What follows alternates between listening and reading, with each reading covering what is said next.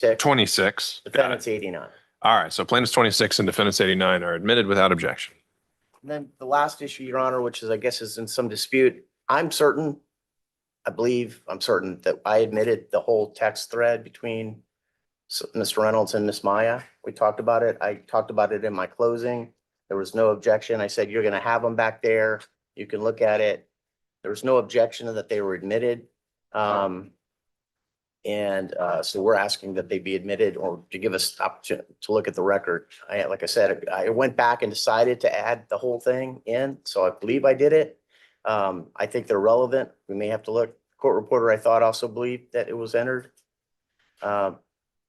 So I know it came up in detail at least twice. I think the first time it came up, you tendered and we admitted a 15A, which was a subcomponent of it. When it came up the second time, whether you then admitted them all in bulk, I would first check in with the court reporter and see. I'll be certain because I was sort of surprised that they agreed to it, Your Honor. I mean, we have to just look at it. It has to be checked, I guess, somehow. Is that so? Mr. Craig, your position is that 15 in bulk was not admitted and should not be? Well, we have detailed notes here. My paralegal's been keeping meticulous track, and according to her notes, it was only 15A that was admitted. So I'm resting on this. I believe it is accurate, certainly more accurate than my memory. If indeed 15A was specifically admitted and there's a record on that, I don't think there's anything I can do about that at this point. I would not be inclined to consent to admitting it because my client testified that the exhibit purports to be a complete collection of text messages, and some messages were selectively deleted from that, and that testimony has not been contradicted. So I would object to it on the grounds that it's more prejudicial than probative at this point in time. Well, I'll just give you my initial reaction, which is actually don't have my notes in front of me to see whether 15 in bulk was admitted. And I think we're still waiting on the court reporter checking the transcript. But in the same manner that I was willing to reopen the evidence if he was contesting whether your client had paid for her attorney and had those fees, this is something I think that I would be willing to reopen the evidence if that's required to say that 15A in bulk is admitted. It's 15. Sorry, not 15A. 15 in bulk is admitted. And your point about contesting the accuracy of it, I think that's part of the case. It's part of what's been argued to the jury. It's certainly what they know, but I don't think that would prevent its admission. That would simply go to its weight, not its admissibility. And so this is what they testified as the complete and accurate copy, and your client has said it is not. And now it's up to the jury to figure out what they believe and who they believe. And so I don't think that alone would prevent its admission, just the kind of the prima facie case of admissibility under 901. So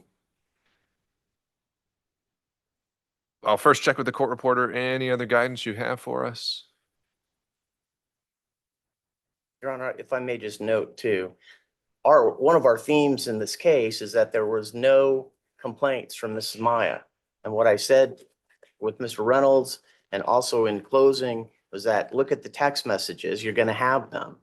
I believe reasonably that these had been admitted. They're completely relevant. I mean, I've already said even if they haven't, I'm going to let them in. So Okay. I I just want to make sure. I'll check in again with the court reporter. Do you need a minute or? I need to speak with you off the record. Okay, we'll go off the record.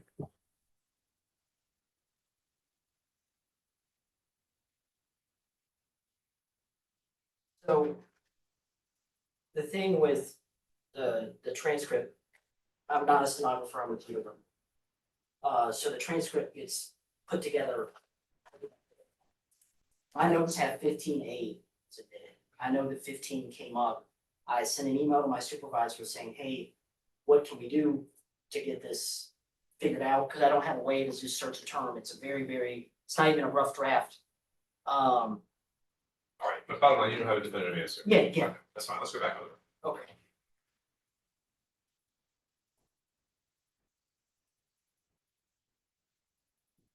All right, so we're back on the record, and our court reporter can't give us a definitive answer right now. So I would say that regardless of whether it was, as I indicated, formally entered, I think I'm willing and able and permitted to reopen the evidence to formally admit 15. And the question is, in my mind, then, do we need to bring out the jury to go through that process? Or Mr. Craig, would you rather preserve your objection here and do it that way in the same way we did these other two exhibits? Let's not bring out the jury for all that. Let's just preserve the objection and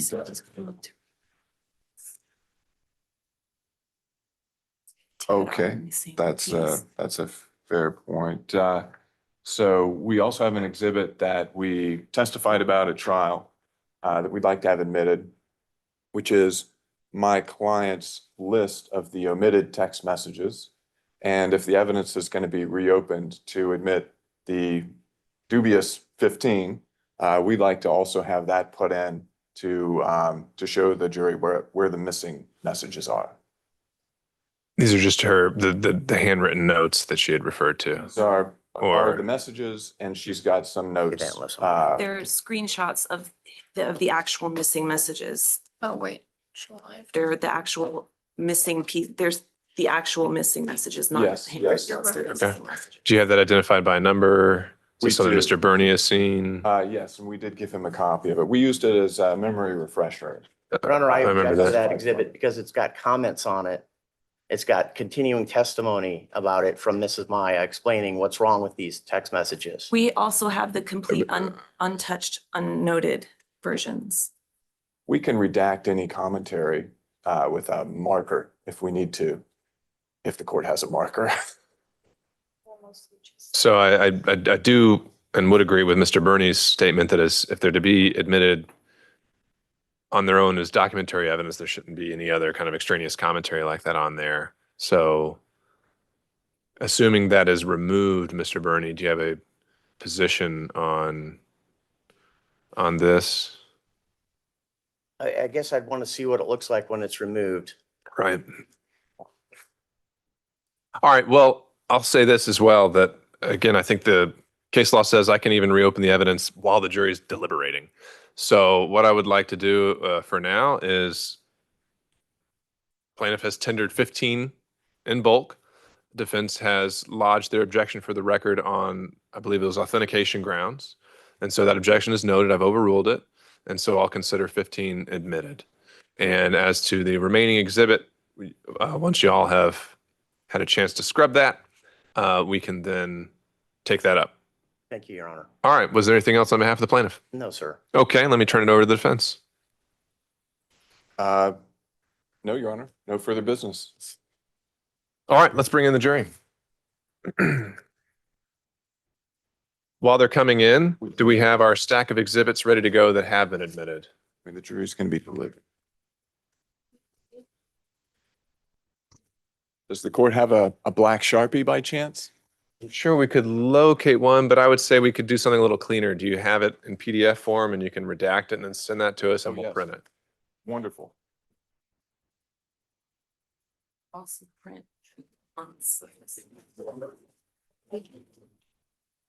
I don't think so. What?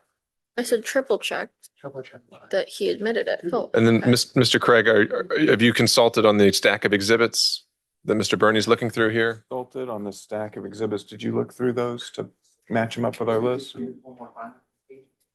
Let's go through their list and make sure. And if there's any you want to note that there's any disagreement about for the record, anything you need to be addressed, otherwise we'll just say the parties have consented and the appropriate exhibits were conveyed. We're good. Just the period. Thing is, he's not, told us we have to take off all the markings. And he doesn't play around.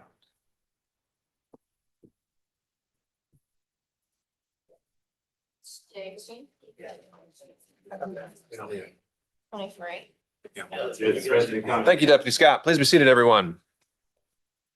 All right, members of the jury, welcome back. And as I indicated to you yesterday, it's now my duty to charge you on the law that applies to this case. And this process is going to take about 15 to 20 minutes. And you're going to receive a copy of all these instructions for your deliberation. So settle in. You are considering the case of Reynolds Renovations and Restoration, Inc. as plaintiff versus Regina Ordona's Maia as defendant versus Simon Reynolds as counterclaim defendant.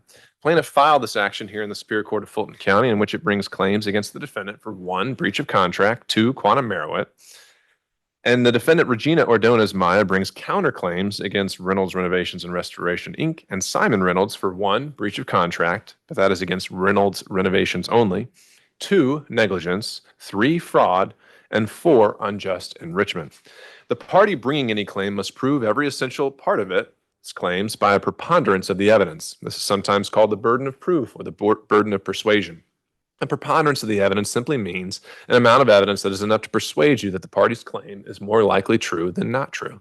If the proof fails to establish any essential part of a claim by preponderance of the evidence, you must find against the party making that claim. When more than one claim is involved, you should consider each claim separately. In deciding whether any fact has been proved by preponderance of the evidence, you may consider the testimony of all of the witnesses, regardless of who may have called them, and all of the exhibits received in evidence, regardless of who may have produced them. If the proof fails to establish any essential part of a party's claims by a preponderance of the evidence, you must find for the defendant or counter-defendant as to that claim. Evidence is the means by which any fact that is put in question is established or disproved. Evidence includes all of the testimony of the witnesses as well as the exhibits admitted during the trial. It also includes any stipulations, which are facts agreed to by the attorneys.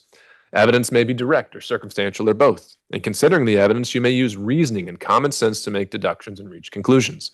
Direct evidence is the testimony of a person who asserts that he or she has actual knowledge of a fact, such as by personally observing or otherwise witnessing that fact.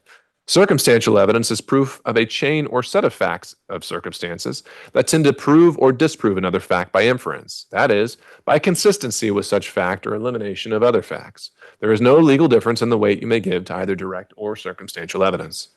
The parties have entered into stipulations that have been approved by the court regarding the amounts of their attorney's fees and the issues listed in Defendant's Exhibit 23, of which you'll have a copy of during your deliberations. Where parties stipulate facts with the approval of the court, that is in the nature of evidence. You must take that fact or those facts as given without the necessity of further proof.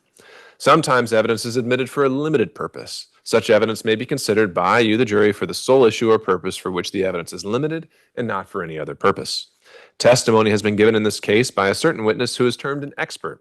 Expert witnesses are those who, because of their training and experience, possess knowledge in a particular field that is not common knowledge or known to the average citizen.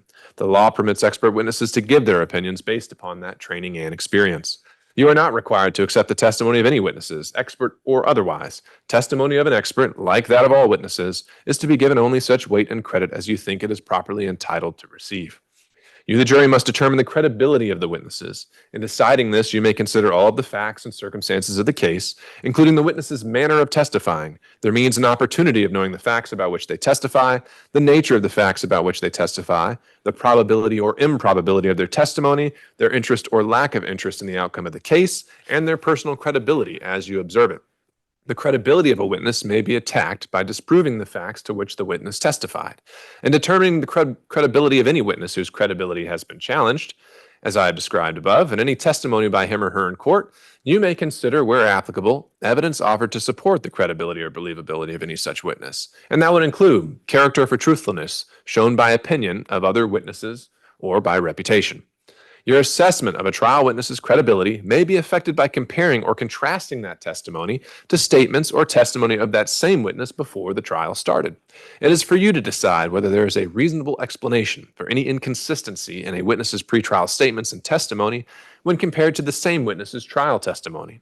As with all issues of witness credibility, you, the jury, must apply your common sense and reason to decide what testimony you believe or do not believe. When a party has evidence that rejects or disproves a claim or charge made against the party and fails to produce it, or having more certain and satisfactory evidence relies on that which is of a weaker and inferior nature, a presumption arises that the charge or claim is well-founded. This presumption may be rebutted, however. If a party fails to produce an available witness, the jury shall determine whether such a failure warrants the inference that the witness, if produced, would have testified to facts prejudicial to the party failing to produce the witness. A contract is an agreement between two or more parties for the doing or not doing of some specified thing. To constitute a lawful contract, there must be parties able to contract, a consideration for the contract, the agreement of the parties to the terms of the contract, and a lawful subject matter. A consideration is valid if any person who promised is entitled to a benefit or any harm is done to one who receives the promise. The consent of the parties is essential to the validity or enforcement of a contract. And until both parties have agreed to all its terms, there is no contract. Until the contract is agreed to, a party may withdraw an offer or bid or proposition. When parties in the performance of a contract depart from its terms and pay or receive money under such departure before either party can recover for failure to carry out the exact terms of the agreement, reasonable notice must be given to the other party of intention to rely on the exact terms of the agreement. The original contract will be suspended by the departure until such notice. In order for this rule to have application, it is necessary that the circumstances be such as will in law imply a mutual new agreement whereby new, distinct, and definite terms are supplied in lieu of those provided for by the original contract. The departure from the terms of the contract must have been substantial and such as to make it inequitable for the creditor to demand without previous notice all past due payments or to proceed to collect by suit. Evidence of the buyer's repeated, late, irregular payments, which were accepted by the person to whom payment is due, is a factor for your consideration in determining whether a new mutual agreement is to be implied. As a general rule, there is implied in every contract for work or services a duty to perform it skillfully and carefully. The law requires persons undertaking to perform services requiring skill and the duty to use that reasonable degree of care, skill, and ability that would be used under similar conditions and circumstances by others of the same business or profession. Performance, to be effectual, must be accomplished by the party bound to perform, or by his agent where personal skill is not required, or by someone substituted by consent in his place, and must be substantially in compliance with the spirit and letter of the contract and completed within a reasonable time. After a contract is made, neither party to such contract can rescind it merely by giving notice to the other party of the intention to do so without the agreement or consent of the other, but it may be rescinded with the consent of both parties. If the non-performance of a party to a contract is caused by the conduct of the opposite party, such conduct shall excuse the other party from performance. Where the conditions as to performance of a contract are concurrent, if one party offers to perform and the other refuses to perform, the first shall be discharged from the performance of his part of the contract and may maintain an action against the other. Damages are given as compensation for injury sustained. Damages recoverable for a breach of contract are such as arise naturally and according to the usual course of things from the breach, and such as the parties contemplated when the contract was made as the probable result of the breach. In every case of breach of contract, the party not breaching it has a right to damages. But if there has been no actual damage, the party bringing the claim can recover nominal damages that will carry expenses of litigation. Nominal damages are a trivial sum, important for the fact of the award, but not meaningful in amount. The expenses of litigation are not generally allowed as a part of the damages. But if the defendant or counterclaim defendants have acted in bad faith, or have been stubbornly litigious, or have caused the party bringing the claim unnecessary trouble and expense, you may allow them. You do not need to determine the amount of any attorney's fees or expenses. The parties have entered into stipulations that have been approved by the court regarding the amount of their attorney's fees. Bad faith arises out of the transactions about which the complaint is based and refers to a time period prior to when the lawsuit was filed. Stubborn litigiousness and causing the opposing party unnecessary trouble and expense refer to forcing either party to file a lawsuit when there is no bona fide controversy. If there is no bona fide controversy between the parties, if there is a bona fide controversy between the parties, expenses of litigation should not be awarded, unless you find that the party against whom the fees are to be awarded acted in bad faith. Bad faith is the opposite of good faith. Bad faith exists when one is not acting under a genuine claim of right, whether the claim is founded or unfounded. Bad faith is not merely bad judgment or negligence, but it imports a dishonest purpose or some moral obliquity and implies conscious doing of wrong and means breach of a known duty through some motive of interest or ill will. Remote or consequential damages are not allowed whenever they cannot be traced solely to the breach of the contract or unless they may be computed exactly, such as the profits that are the immediate fruit of the contract and are independent of any collateral enterprises entered into in contemplation of the contract.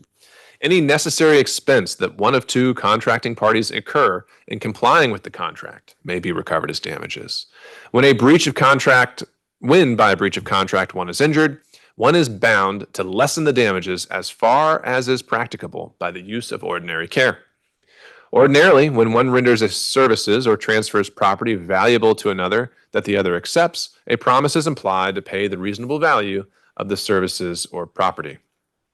Quantum merit, meaning as much as a person deserves, is an action for work and labor founded on an implied promise on the part of the defendant to pay the plaintiff as much as is reasonably deserved for labor performed. It refers to obligations imposed by law without regard to intention or assent of the parties dictated by reason and justice. The amount of recovery is determined by the jury based upon the reasonable value of the services rendered to the opposite party despite of the absence of a specific agreement as to value. When an express contract between the parties exists, then the value of such services and other terms will be set by it, and the plaintiff would not be authorized to recover on quantum merit, unless you find that the plaintiff performed services not contemplated by the parties in the original written contract. Recovery may be authorized in quantum merit when a party receives benefits in part performance that exceed damages incurred by failure of full performance. In order for the plaintiff to recover, the plaintiff must show that it had such a relationship with the defendant as to authorize the plaintiff to render the services alleged, that valuable services were rendered, that such services were accepted, that they benefited the defendant, and that they had a reasonable value. The value of the services must be proved by a preponderance of the evidence. The defendant has brought claims that are considered torts, including claims for negligence and fraud. As for negligence, the claimant must prove by preponderance of the evidence that the negligence of the counterclaim defendants, if any, was a proximate cause of the injuries to the claimant. Ordinary negligence means the failure of means the absence of or the failure to use that degree of care that is used by ordinarily careful persons under the same or similar circumstances. Before a claimant can recover damages from a counterclaim defendant in a case such as this, there must be injury to the claimant resulting from the counter defendant's negligence. In general, slight diligence or care is the degree of care that persons of common sense, however inattentive they may be, use under the same or similar circumstances. The absence of slight care is termed gross negligence. The claimant must prove that the counterclaim defendants were negligent in one or more ways alleged in order to recover. It is not necessary for the claimant to prove that the counterclaim defendants were negligent in every way that the claimant claims.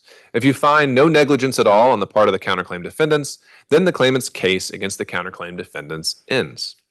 Proximate cause means that cause which, in the natural and continuous sequence, produces an event and without which cause such event would not have occurred.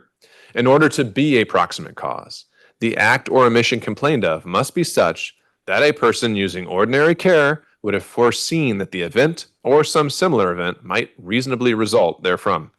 There may be more than one proximate cause of an event, but if an act or omission of any person not a party to the suit was the sole proximate cause of an occurrence, then no act or omission of any party could have been a proximate cause. When I use the expression proximate cause, I mean a cause that, in the natural or ordinary course of events, produced the claimant's injury. A breach of contract does not always give rise to an action for negligence. Such action will lie if, in addition to bringing a contract obligation, it also violates a duty owed to the claimant, independent of the contract, to avoid harming the claimant. Regina Maia has alleged that the plaintiff and Simon Reynolds are liable in damages for negligent construction. So I charge you that an action for negligent construction arises when one fails to perform work in accordance with industry standards. From the evidence, you must first determine what the standards of the construction industry are with respect to the improvements made by the counterclaim defendants for Regina Maia. You then must decide whether the counterclaim defendant's construction was done in a manner that was in conformity with those standards. If you find that the counterclaim defendants failed to meet industry standards and that the failure resulted in damages to Regina Maia, you would be authorized to return a verdict for Regina Maia. If you find that the counterclaim defendants met those standards, your verdicts would be for the counterclaim defendants. As for fraud, a person commits fraud when that person makes a misrepresentation that is intended to deceive and that does deceive. Actual fraud consists of any method by which another is deceived. Actual fraud implies moral guilt, while constructive fraud may be consistent with innocence. Fraud may not be presumed, but slight circumstances may be enough to prove its existence. To prove fraud, the following elements are required: A, a false representation; B, intent to deceive; C, an intention to induce the claimant to act on the false representation; D, justifiable reliance by the claimant on the false representation; and E, damage to the claimant. Fraud renders contracts voidable at the choice of the injured party. Misrepresentation of a material fact, if acted on by the opposite party, constitutes legal fraud, whether the misrepresentation was intentional or not. If there is a willful misrepresentation of a material fact, which was made to induce another person to act and causes that person to act, and the person is injured, then the person who is injured has a right of action. Mere concealment of a fact, unless done in a manner to deceive and mislead, will not support an action. In all cases of deceit, knowledge of the falsehood constitutes an essential element. However, fraudulent or reckless misrepresentation of facts as true, which the party may not know to be false, if intended to deceive, is equivalent to a knowledge of the falsehood. A promise made without a present intent to perform is a misrepresentation of a material fact and is sufficient to support a cause of action for fraud. When a tort is committed by a corporation, an officer who takes part in its commission, who specifically directs it to be done, or who participates or cooperates therein is personally liable, regardless of whether he personally profited from the wrong. An officer of a corporation who takes no part in the commission of a tort by the corporation is not personally liable unless he specifically directed the particular act to be done or participated or cooperated therein. Whether Simon Reynolds may be held personally liable for negligence or fraud is a matter for you to determine. The defendant, Regina Maia, has alleged that Reynolds Renovations and Restoration, Inc. and Simon Reynolds have been unjustly enriched. Unjust enrichment applies when, as a matter of fact, there is no legal contract, but when the party sought to be charged has been conferred a benefit by the party contending an unjust enrichment, which the benefited party equitably ought to return or compensate for. In order to recover on this basis, Ms. Maia must prove the reasonable value of the property she transferred. Damages are given as pay or compensation for injury done. When one party is required to pay damages to another, the law seeks to ensure that the damages awarded are fair to both parties. If you believe from a preponderance of the evidence that the claimant is entitled to recover, you should award to the claimant such sums as you believe are reasonable and just in this case. Damages are given as compensation for an injury done, and generally the injury is the measure when the damages are of a character to be estimated in money. If the injury is small or mitigating circumstances are strong, only nominal damages are given, which, as I mentioned before, they are a trivial sum, important for the fact of the award, but not meaningful in amount. When a person is injured by the negligence of another, she must mitigate her damages as far as is practicable by the use of ordinary care and diligence. If you believe that a party has suffered damages as alleged under the law, that party is bound to reduce those damages as far as is practicable by the use of ordinary care. If you believe that by the use of such care that party could have reduced damages, you would determine to what extent and reduce damages to that extent. In tort actions, there may be aggravating circumstances that may warrant the awarding or imposing of additional damages, called punitive damages. Before you may award punitive damages, Ms. Maia must prove that the counterclaim defendant's actions showed willful misconduct, malice, fraud, wantonness, oppression, or that entire want of care that would raise the presumption of conscious indifference to the consequences. Ms. Maia must prove that the counterclaim defendants are liable for punitive damages by a higher standard than that for proof of other damages, that is, by clear and convincing evidence. As to the issue of punitive damages, Ms. Maia must prove that she is entitled to relief by clear and convincing evidence. This is a different and higher burden of proof than a mere preponderance of the evidence. Clear and convincing evidence is defined as evidence that will cause you, the jury, to firmly believe each essential element of the claim to a high degree of probability. Proof by clear and convincing evidence requires a level of proof greater than by preponderance of the evidence. If Ms. Maia fails to prove by clear and convincing evidence that the counterclaim defendants were guilty of willful misconduct, malice, fraud, wantonness, oppression, or entire want of care that would raise the presumption of conscious indifference to consequences, then you would not be authorized to award punitive damages. Mere negligence, although amounting to gross negligence, will not alone authorize an award of punitive damages. Punitive damages, when authorized, are awarded not as compensation to a claimant, but solely to punish, penalize, or deter a counterclaim defendant. In your verdict, you should specify whether you do or do not decide that the claimant should receive punitive damages. If you decide to award punitive damages, you should further specify whether you find that the counterclaim defendants acted with specific intent to cause harm. A party possesses specific intent to cause harm when that party desires to cause the consequences of its act or believes that the consequences are substantially certain to result from it. Intent is always a question for the jury. It may be shown by direct or circumstantial evidence. Intent is ordinarily ascertained from acts or conduct. You may not presume the counterclaim defendants acted with specific intent to harm, but intent may be shown in many ways, provided you, the jury, find that it existed from the evidence produced. The jury may find such intent, or the absence of it, upon consideration of the words, conduct, demeanor, motive, and all the other circumstances connected with the alleged act. You may presume a person of sound mind and discretion intends the natural and probable consequences of his act, and the evidence may or may not rebut this presumption. I want to emphasize that anything I said or did during this trial was not intended to and did not intimate, hint, or suggest to you which of the parties should prevail in this case. Whichever of the parties is entitled to a verdict is a matter entirely for you to determine, and whatever your verdict, it must be agreed upon by all of you. My interest in this matter is that the case was fairly presented according to the law, and that you, as honest, conscientious, impartial jurors, consider the case as I have instructed you, and return a verdict that speaks the truth as you find the truth of the case to be. Your verdict should be a true verdict based upon your opinion of the evidence according to the laws given to you in this charge. You're not to show favor or sympathy to one party or the other. It is your duty to consider the facts objectively without favor, affection, or sympathy to either party. In deciding this case, you should not be influenced by sympathy or prejudice because of race, creed, color, religion, national origin, sexual preference, local or remote residence, economic or corporate status, for or against either party. During your deliberations, you must not communicate with or provide any information to anyone by any means about this case. You may not use any electronic device or media to communicate with anyone any information about this case or conduct any research about this case until I accept your verdict. Your verdict must be unanimous. One of your first duties in the jury room will be to select one of your number to act as foreperson, who will preside over your deliberations and who will sign the verdict to which all 12 of you freely and voluntarily agree. You should start your deliberations with an open mind. You should carefully consider all the evidence in the case and deliberate with a view towards reaching a unanimous verdict consistent with your consciences and oaths as jurors. Avoid premature, fixed opinions. Consult with one another and consider each other's views. Each of you must decide this case for yourself, but you should do so only after a discussion and consideration of the case with your fellow jurors. Do not hesitate to change an opinion if convinced that it is wrong. However, you should never surrender honest convictions or opinions in order to be congenial or to reach a verdict solely because of the opinions of the other jurors. Do not begin your deliberations until I send you the exhibits and the verdict form, which I will do so shortly, and then you may begin your deliberations. A note on the verdict form, which we will provide to you. It contains 10 questions for you to answer with multiple boxes to fill in should you find that they are applicable.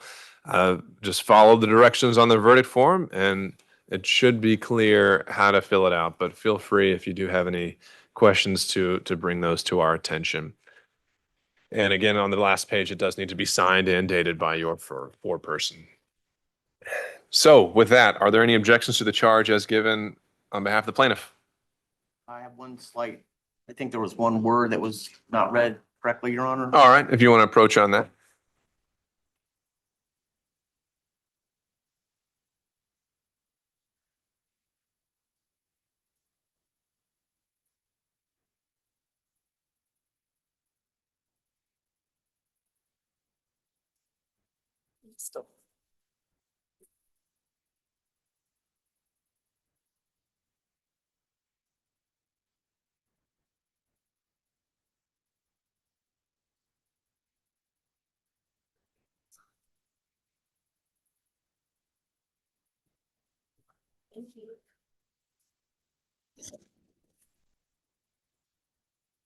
Yeah, leave that here.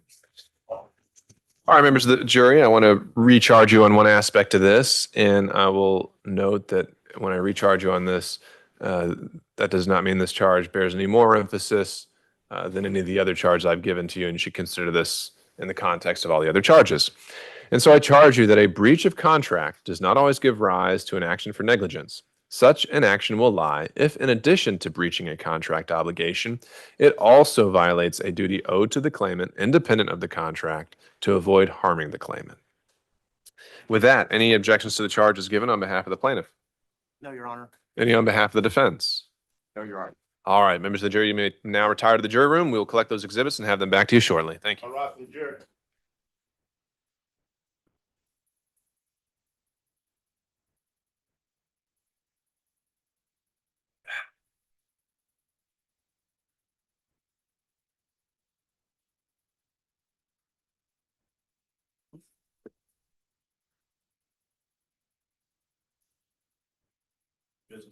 Thank you, Deputy Scott. Do we have that stack of exhibits?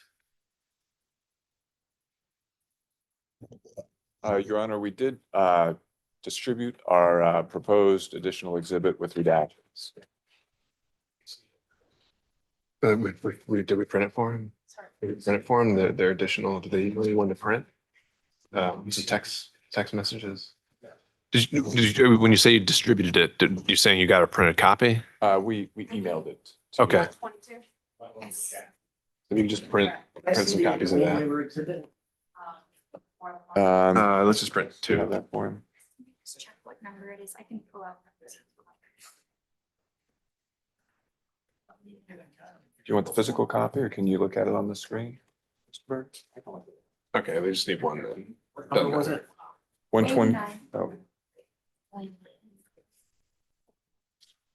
These are the adoption. Okay, everything, Tell her that you're wrapped up. yeah, everything looking order, everything good? Yeah, I emailed. she farted at that, right? Okay. I think. And if there's something I need to ask them about, or? It's in my email, just kind of, Okay. hey, you understand, you know. Bear in mind, we did horse trade for that one, Mr. Bernie. I understand, but there's apparently an email there. I was thinking it was just the lien waivers when I agreed to that. Okay, all right. I can put it back up. And I want to see what it is before I. Morning, folks, for Deputy Scott. You're here. Okay, well, I'm just gonna read your notes and see what we got. We're not seeing an email. On cell phones. Okay, Only the attorneys and the judicial staff with their electronic. It's the only one gonna have electronic. Everybody else is no cell phones. So they turn your cell phone So off. we this out and they come in, these other people, like they're doing their. If you understand it or you. I'll just wait for direction. All cell phones, they can put away, turn off. Don't have them in your hand, you can't have them on your lap, you can't have them on the bench. See your cell phone in your hand and the bench or on your lap, actually the book.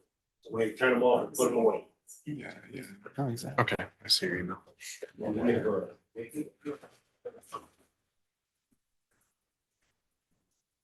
My apologies. No objection, Your Honor. I'm sorry. We just had to confirm something there. Are we still on the record here? What's the, no objection to?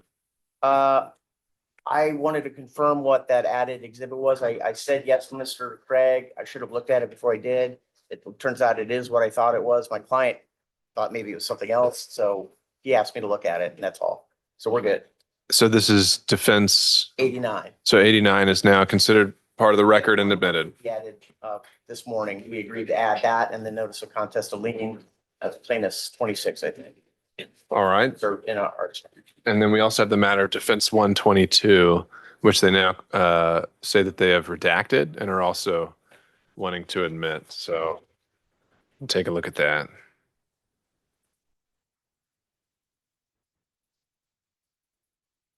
Is it the Zoom link for the adoption? Is it this Zoom link for the adoption? Something else? Okay, yeah. All right.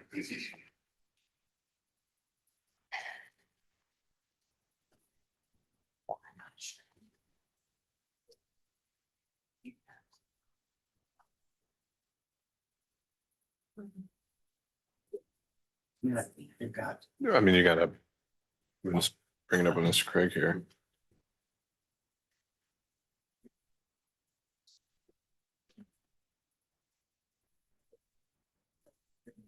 But it's excerpts anyway. So it's not supposed to be a complete record. It's, by its very nature, it highlights certain messages.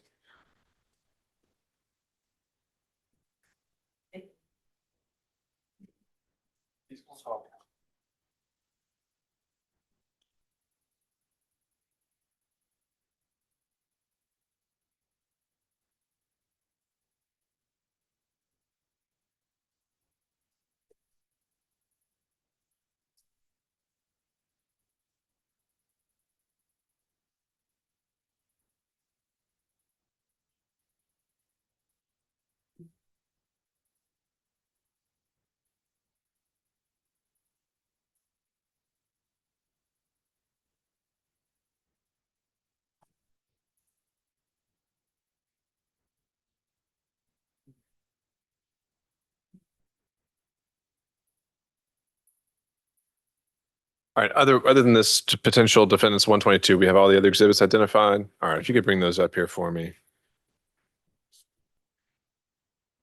Thank you. Those are ours. Okay, just putting these in one big stack.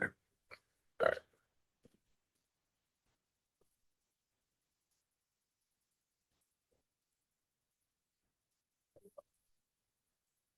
All right, plaintiff have a position on reopening the evidence to admit defendants 122.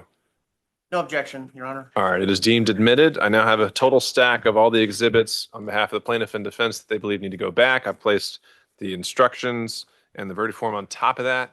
Any issues to sending this back with the jury now on the part of the plaintiff? No, Your Honor. On part of the defense? No, Your Honor. All right, hand that to Deputy Scott, and we'll note the deliberations are beginning at approximately 10:15. So with that, we'll be in recess and await word from the jury. All right, I need to step off to handle an adoption, and then we'll call our 10 o'clock calendar in about 10 minutes. Do we need to clear out, Your Honor? Yeah, I think so. Okay. It'd be best if, yeah. But we'll be sending emails if we get notes. Okay. I'm gonna Okay. go find my You can stay. mom, 'cause Are we she allowed to go got back to an our appointment. office, Your Honor? or we should- Okay. I would not do that unless your office is only like 5 minutes away. I don't know. Well, Let's just seven, kind of, but no, we'll Seven, stay I around. We'll guess. stay around. But you can have that conference room across the hallway if it's unlocked. Okay, that'd be great. Is We'll it figure out- unlocked? We'll figure it out. Okay. All right. we're gonna switch to courthouse Wi-Fi at this point. I wasn't Just gonna FYI. drive back. You need help moving anything, huh? FYI. WIFI.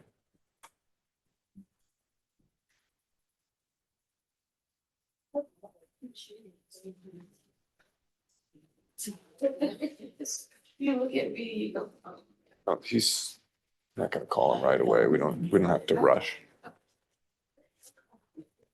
No, I'm probably gonna need another like coffee or energy drink in like a couple hours. Oh, yeah. Week's Yeah, we wrecked can, me. okay. I can help you with that. It's a great idea. We can go ahead and be loading up. Give me your mic or. Yes, I actually. Oh. Oh, okay. The longest here ever in my house. He's back up. I know. Something else made it onto the village. Get along. We walked in. Oh, that's and nice. the kids were out. What's going on here? Yeah. I guess it's a no. I know. We already had to hear him. Where she's in.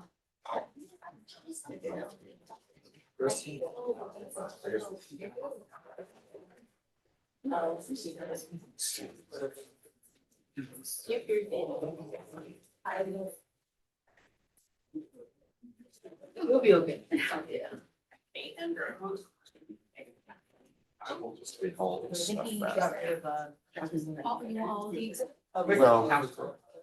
Yeah. Well, I guess we gotta recycle this.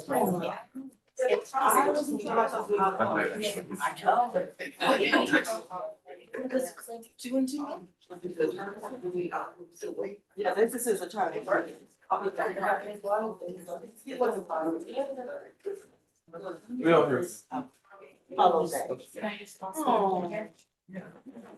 Just toss it. It's cold though. It's cold out here.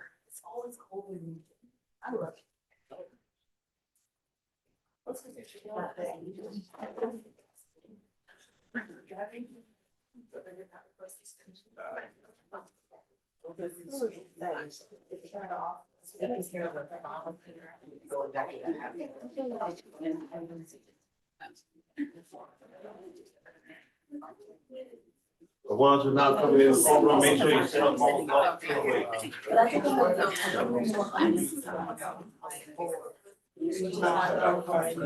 That'll leave us something to throw. Right, but I would love to walk.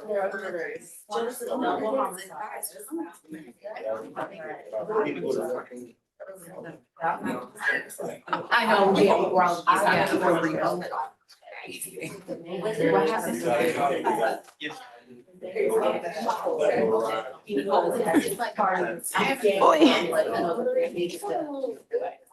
Okay, okay. It's so cute. I'm like, oh, gotcha. Okay, so they have. Okay. I've been doing it since like. Oh, yes, there you go. Thank you, sir. I got out, started trying to. I don't feel better, but.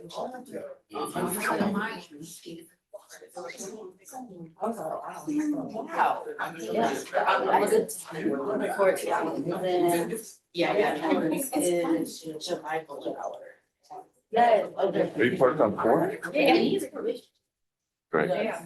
Yeah, you should. Yeah, we did. So, like, that's hard. Oh, it's gonna be nice. Yeah. He's pretty young. Yeah. I should take a photo. Get a lock on.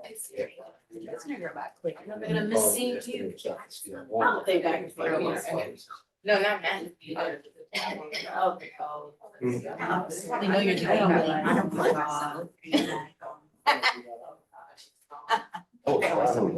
I'll be around. I'll be around. There somewhere. I think they're under that. I've had one case where.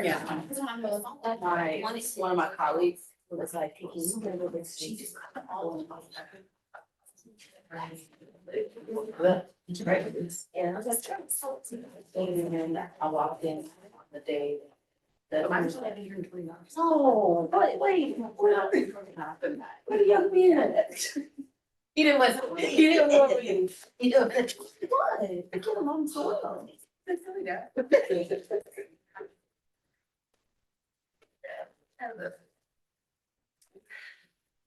Ms. Ortiz, you miss me? I did. I haven't seen her. You were in Zoom on Wednesday. No, Yeah. I'm talking about Miss Green. Oh. Yeah, I haven't seen her at all. Oh. Okay. You- I gotta tell you. We put it back on here. Yeah. I thought he had yeah. She left. Oh. Oh, so we got was that on the? Oh, okay. So Randy Jackson sent an email asking about. Also, I usually go. I was saying.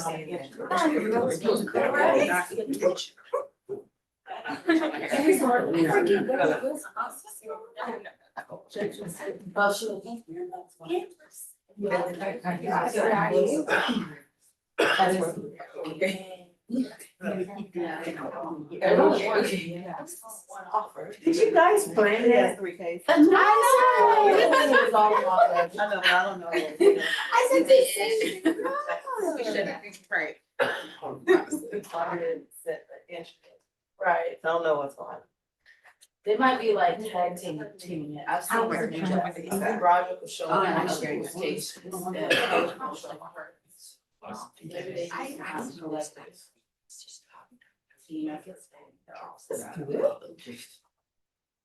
Incredible morning. Yeah, I remember. The criminal ones are not one boring. right now. Yeah, they keep you awake. I only have 1 child in there. Augusta a few weeks ago. Uh-huh. Yeah, Mauricio. Oh, what was Why are you looking like that? I have to bring them back. For what? Uh, The trial? yeah. He took a plea. Oh. Yeah. The witness was his. Crazy. Wait, are you serious? Yes. I shouldn't say. I don't know.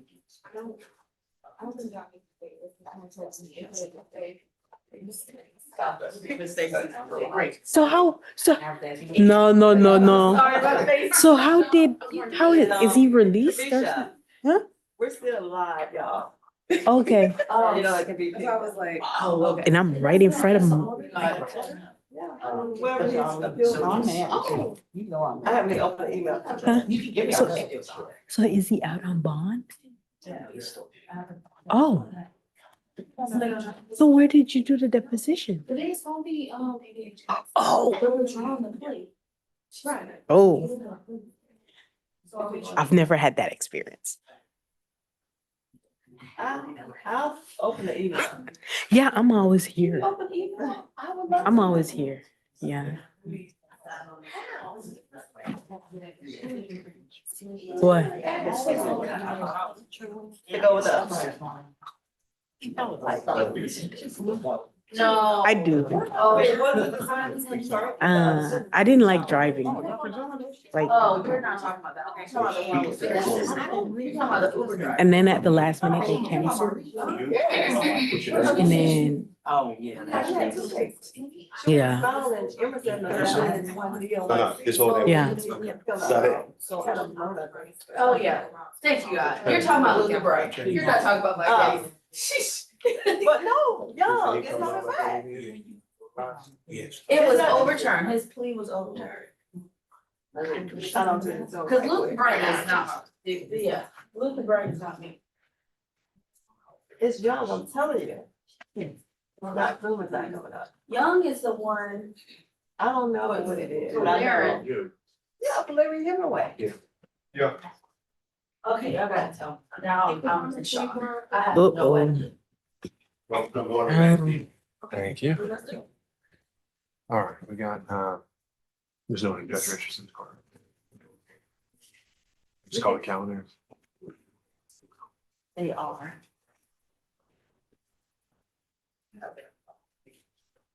I don't have the calendars in front of me. I'll just see who's here for Miranda. All right. All right, good morning, everybody. I want to start with our plea and arraignment calendar. And so for those of you here for the first time, our goal today is twofold. We want to make sure that you're aware of the charges that the state has returned against you by way of indictment. And we want to see if you are currently represented by counsel, meaning have you hired an attorney?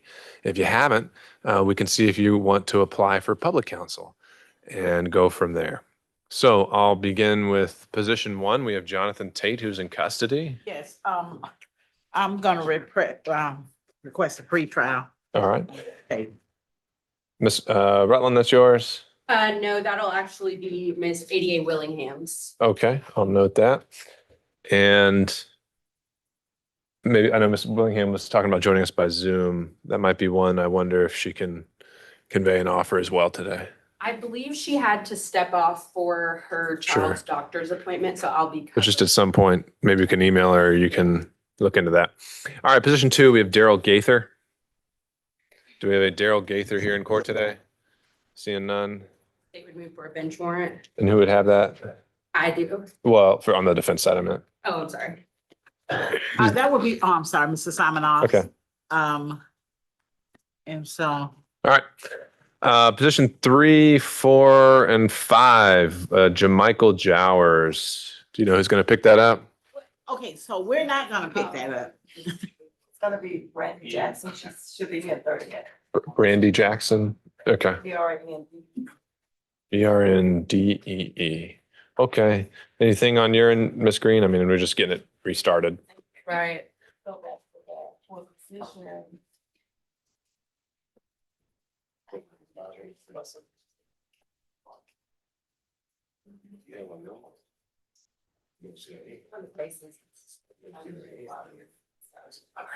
Okay. All right. You need me to stick around or am I? It might be worthwhile to meet Ms. Jackson when she shows up, but otherwise you don't need to be here if you got other places to be. We can just tell her if she wants to meet with you. It's always good to bring a book to court. Okay. All right. I'm sorry. Number 4 is what? Oh, so, okay. So Brandy Jackson isn't picking up all of them? She got an email, Robert called her. Jackson said she's on her way to court. And is Broderick coming today or she filed a waiver? No waiver has been filed. Okay, well, let's just give her a shout and, okay. I mean, Ms. Green, I don't think anything's gonna get sorted out today. I don't think there's any need for you to wait around on this one. So, You insist. yeah, you do what you want. Your case. Guys, have a good day. All right. All right, position 6, we got Kelvin Williams. That's mine. I filed an entry already. We're gonna pre-try. Okay, who's got it for the state? That's my case, Your Honor. Thank you. Position 7 is Oh, Mr. Gray. He's mine. Okay. Let me know what you want to do with arraignment, all right? Yeah, but yeah. I'm gonna talk to him today, because I've talked to him before, he's been fine. Okay. But I talked to him last night and I don't know, so let me talk to him. I don't think you weren't here when we last had him, I so. heard. All right, position 8, Blaine Maddox. Mr. Madison is present. Oh, well, Is he's he? outside. Okay. I guess I didn't give him it to come on in. So we request a pretrial. Ms. Rutland? Yes, that's. Okay. Position, Well, No, it's not. yeah, when he Another case. initially Princeton was with our office. And when he filed all the stuff, he was with our office. okay. 9, we have Thomas Propst. He's in custody, Judge. That's fine. So we'd reset it just so we could straighten out this issue of whether the waiver is going to be effective or not. And so I guess you can just come back to me and let me know. And then I'll talk to the DA, see where we're at as far as. Okay. 10, we have Brianna Jackson Jackson is outside. right here now. I think she qualifies. Somebody had sent me her file, but I'll make sure, but that will be my case. Okay, on behalf of the state. ADA Willingham. All right. So, Ms. Jackson, I think we're just confirming who's going to be representing you on this case, and then they'll get some instruction from there. Position 11, we have Lakeisha Bates. All right. Good morning, ma'am. I think we have a Kenneth Mitchell who filed an entry to be your attorney on this case. He's in trial in another courtroom right now. So you're not gonna be able to meet him today. He's trying to, you can go watch him if you want to in action. But he's not gonna be able to meet with you today. So we'll email in to see if we can get a waiver of arraignment. So that you don't have to come back to arraignment again, but there's really nothing we can do with your case today. Is there something you had a question for me about? Okay. Did you get notice in the mail? Yes, I did. All right. Okay, so it's either gonna have to come back for an arraignment or Yes, did I get a notice? right. Okay. Yeah, there's nothing else we're gonna be able to do today with you, ma'am, okay? Your attorney should reach out when he's done with that trial. You. So it's gonna be a reset if we don't get our waiver. All right, position 12, we had Randy Hyde. He's incarcerated. Okay. I represent him. I filed an entry and we request a pretrial. All right. Your Honor, that's my case, and I've did give Ms. Hornsby the discovery on yesterday. All right, understood. And an offer? I have a counter offer. I made the offer. Understood. I just have to relay it to the victim, and I haven't had unsuccessful attempts to do so. Okay. All right, we'll wait for your final announcement on that one. Position 13 and 14, we have Mr. Albert Dixon.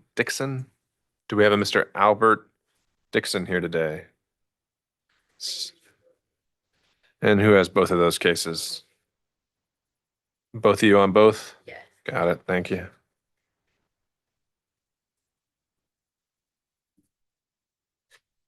Position 15 is Mohamedou Danzo. We have Mr. Danzo. All right, welcome, sir. And did you hire an attorney on your case? Do you want to see if you qualify for public counsel at all? You want to represent yourself? Okay, we have to have a long conversation before we can sign off on that, so just hold tight, okay? And I'll hear you out.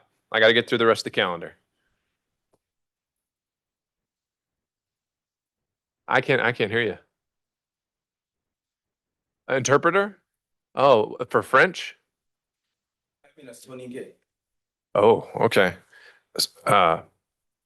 What language was that? Sony get. I have no idea. Sonic. Maybe we could write that down. Okay, we'll come back to you. 16, Jaquez Harvey was also with Mr. Mitchell. And I think, did he file a waiver in that one or he did not? I don't think he did. Reset our waiver. We have the co-defendant on that, Blaine Stafford, Miss Hornsby. I think that one's yours. With major I filed case. the entry on both cases and I mean, let me know if he needs to be formally arraigned, you know. yeah. Okay. But I think because Mr. Atkins is in trial, he hadn't been able to get it to me, but I expect it will come. Yeah, Discovering all that and all. sure. This is just for arraignment here. Okay, so 18, who's gonna have 18? That would be my. You're gonna split them up? Okay. And Ms. Hornsby, you'll keep that one too? Yes, Okay, you can just let me know if you get the when you get the indictment signed. yes. 19 is Ferone Stewart in custody. That's fine, Judge. If we could hold. Okay, is yours, Ms. Rutland? Yes. 20 Ashley Bowden or perhaps Bowden? Okay. Good morning, ma'am. And so looks like you have a case with us. You might also have a case in non-complex that's probably going to get transferred to us now. Have you, are you trying to hire private counsel on these cases?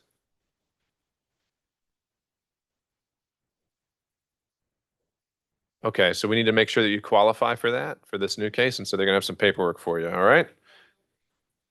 Oh, they're both, we got them both now. Okay, so we can handle both of those today. So hold tight. They'll make sure you're qualified, have some paperwork for you. Are these with trial division? That is actually ADA Willingham's. Okay, I don't see the second case though, so it might be mine. all right. That's the control substance. Yeah. I don't know. What's the charge on, I don't know. Okay.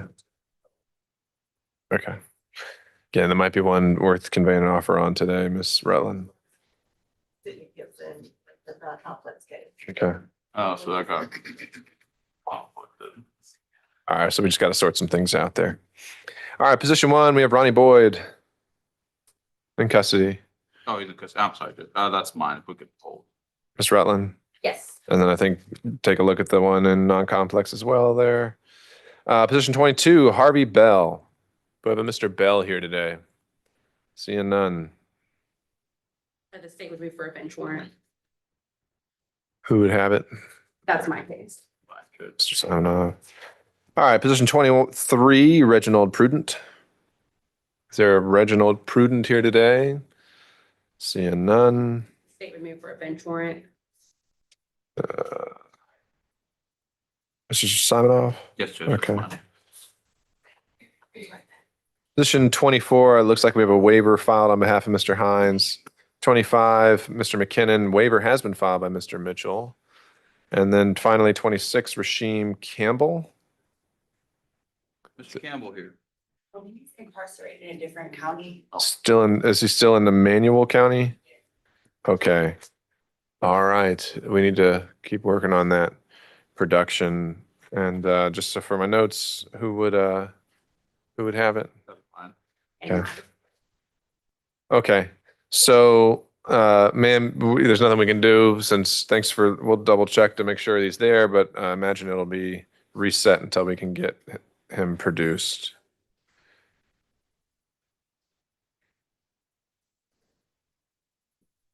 I believe we had a supplemental plea arraignment. Sorry. So which we already covered. Judge, I'm sorry. The position 2 up here. Let me see. Daryl Gaither. Is there Mr. Gaither? No. Okay, so I turn now to our final plea calendar. Just 2 positions. The first one being Mary Dennis. Yes, Your Honor, Miss Dennis, she came in town for it, but we kind of agreed to go on to the trial calendar. Okay, which we got that on the 26th is our calendar call. 6 is our calendar call, and then the 6th is our call. Is that still going to be Miss Potter for the state? Yes. Okay. Yes. Then, given closing arguments this morning. Okay. All right, that one's further noticed along. And then position 2 is Horace Bates. Yeah, Mr. Bates is here and we're still talking about it. You want to hold before a Yes. final announcement, essentially? All right, and you got Mr. Pennington here for that. Welcome back, sir. All right, let me see. What did I miss? The only thing we have otherwise, I think, is this motions calendar, and y'all are going to let me know when you're ready on Mr. Lopez. Is Ms. Luncheon still here? There we are. Ready, Your Honor. Offer to be heard on the motions? Yes, we talked, and he wants to go ahead and go forward with the motion. All right, Ms. I'll be Rutland? handling the bond hearing. Okay, anybody, so, I mean, does Ms. Willingham have an ETA of when she'd want to jump back on? Let me check. Otherwise, I think that makes it through all of our calendars. Is anyone who is here expecting to be heard, hear their name, did not hear their name? All right, then I think the only thing we have ready to take up is that bond motion. I have a probation revocation. Oh, okay. It's only 3 positions.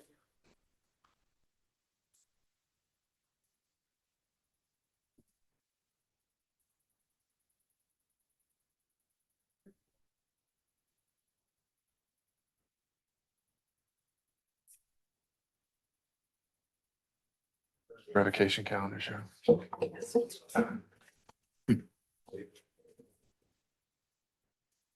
Yeah, Judge, if we could hold on both those defendants, I'll talk to them.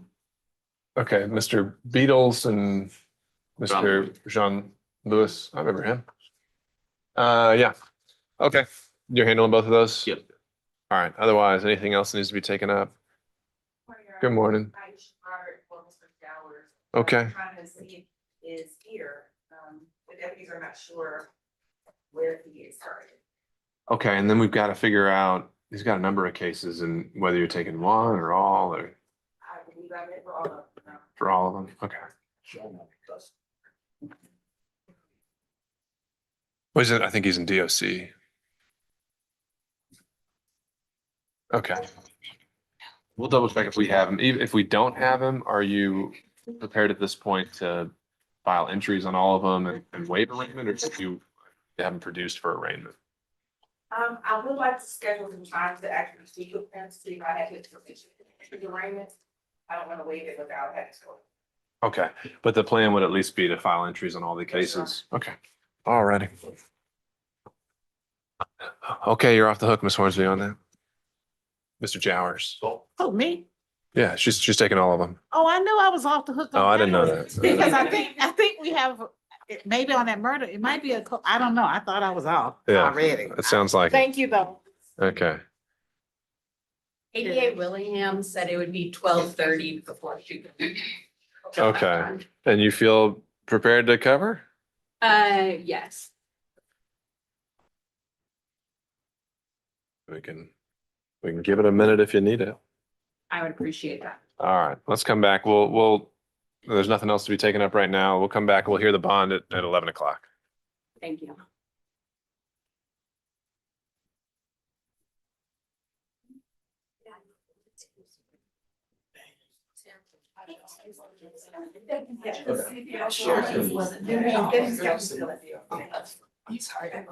Well.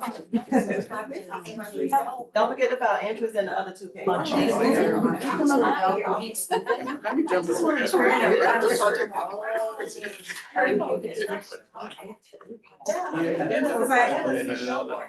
I can't see anything.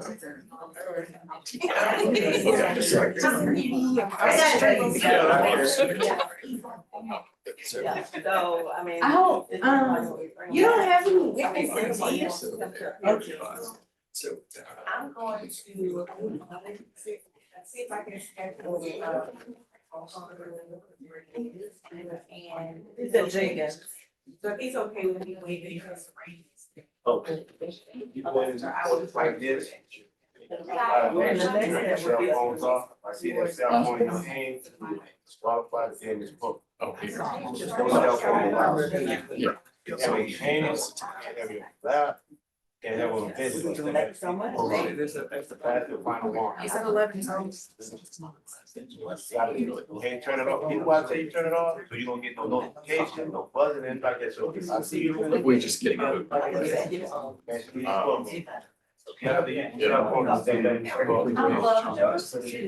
Tell Side tells me. If you look it down, you got your cell phone. She came. I actually do. I got some cheeses. And I got a banana. I ate some. Y'all just clown me so bad. I like people who are different. You just twist it. Issues, yeah. No. You color. The last one. Yeah, I'll let them know. Okay, no. It looks nice. I like it. I don't have authority. I like it. Yes.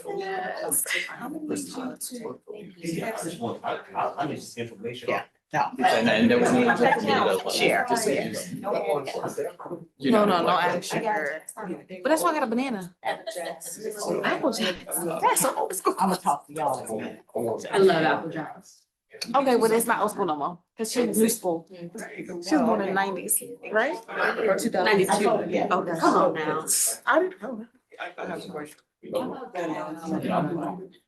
So what you're saying is this is just me. That's exactly what I'm saying.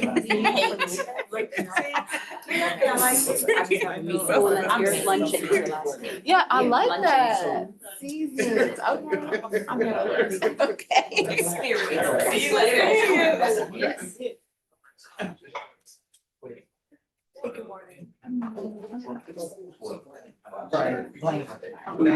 Yes.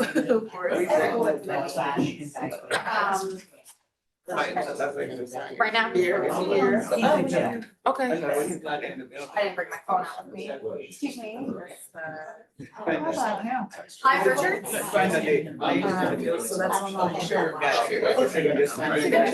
Thanks for coming. I'm emailing you. Okay. Just send it to me and I'll sign it.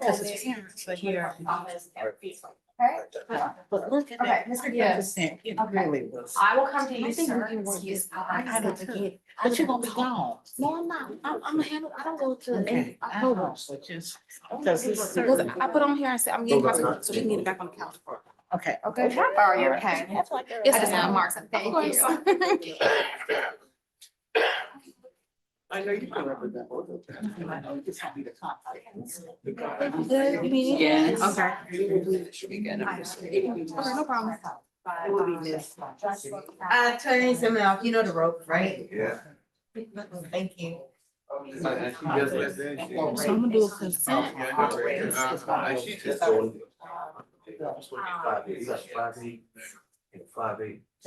All of that I was seeing the same.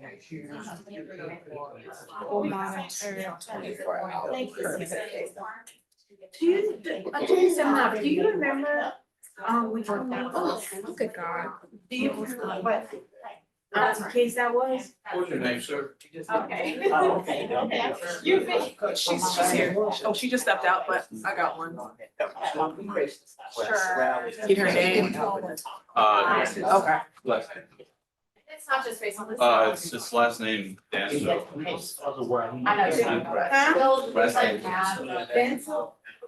Yeah. And. I understand. Well, good luck. Good luck with your case. Okay.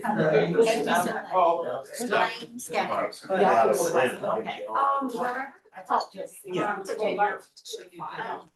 Okay, that's why you look a little like. Might be what. All right, best of luck, sure. I'll wait on somebody to see the office if they can come back. With the sign. Yeah.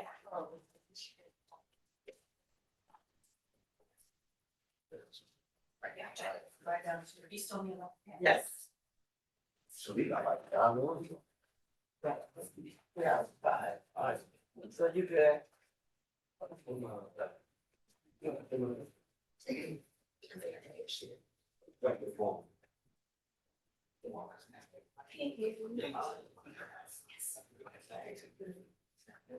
I wasn't qualified, did you see that? Oh, for what? They just said. I don't know.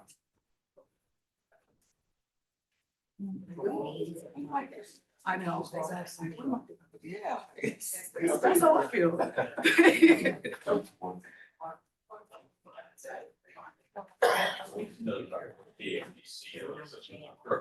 So I'm gonna, It might be tight. I'm gonna check up on that. Henry Bell here.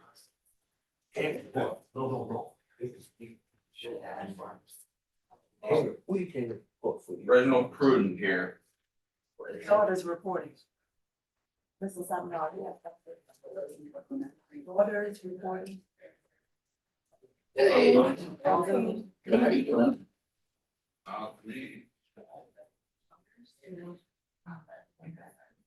We'll Somebody's daughter? She got everything in there. I'm giving it. Might be connected with the civil. Yeah. No idea.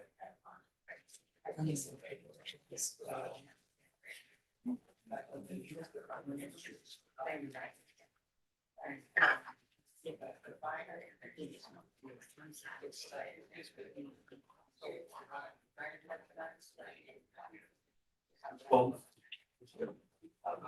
Oh, yeah, I'll talk to him. Who you here for? Huh? You missed it? Oh, where do you? Okay, all right.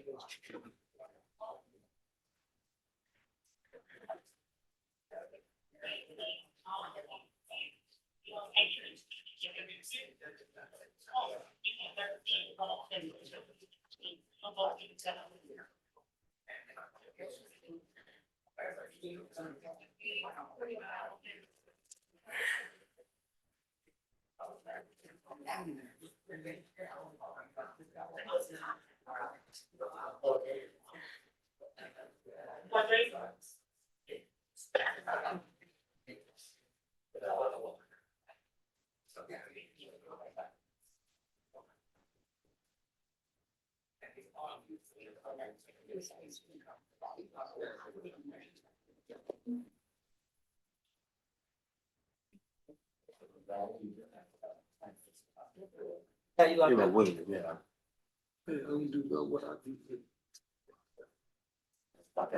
Something that, I miss my chair.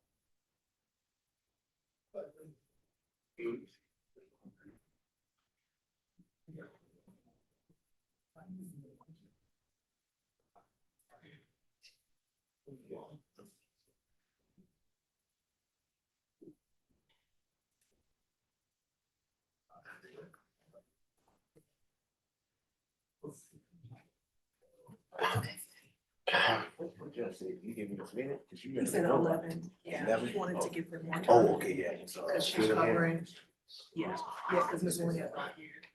Yeah, so he said 11. Okay.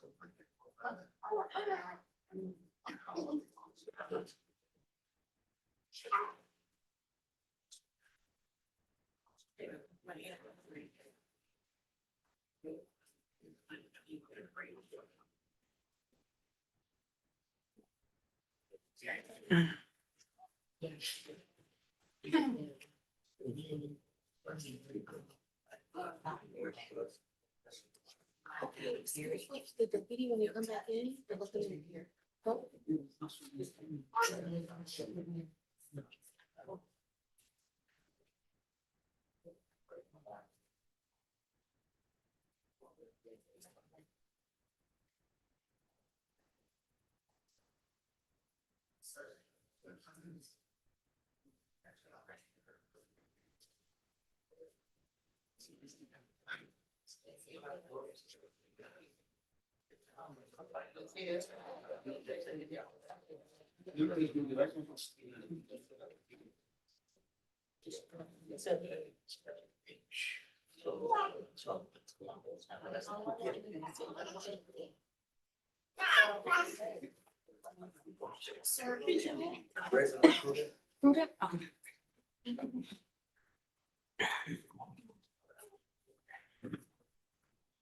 I told him to accommodate it.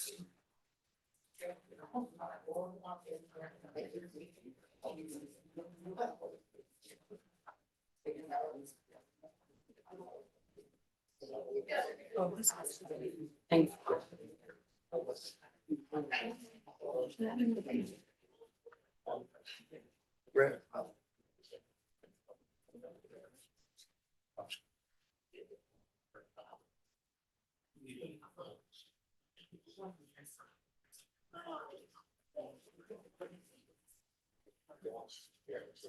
Okay, I'm gonna go to Lethbridge. Okay. I don't think I have to come back, but I will if I need to. Okay, have a good weekend and I hope you enjoy your night. I think just text me, it's like, no, no. Definitely. I was like, that sounds like a. That's so cute. Take pictures. Yeah, I will. I like things, so I'm gonna make that. Come on, banana. How you been, Jocelyn? I'm so good. I don't believe you. How's the transition been? I mean, it's good. Yeah, I mean. Good one. I mean, everybody. I mean, I don't have a lot of cases for you. First, I'll be picking up. So, yeah, I have like 39 cases. So that's better. Yeah, and I'm handing over to ADHS. So hopefully. Yeah, I feel it.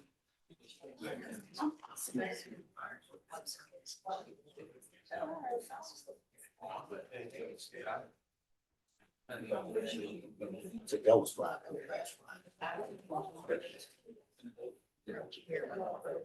Oh.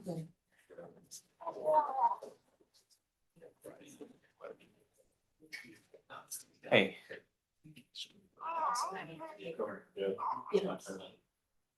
She's got, that possession of meth that's coming up in my complex. That's with conflict, so I can't do anything with that. Okay. I can't waive arraignment or anything. I know Mr. Mitchell's doing whatever, but I can't talk to her about that case, period. Oh, wait. So, She doesn't call. that, and like, we're waiting on the Agasol. Okay. What you- Oh, prudent. Just share that. Okay, sweet. What's the deal? And serve one. Okay, I'll do that today. Mr. Pruden? Okay, I'll talk in a second. Okay. I'll see. Yeah. Okay. He's. I'm not too. Okay. But.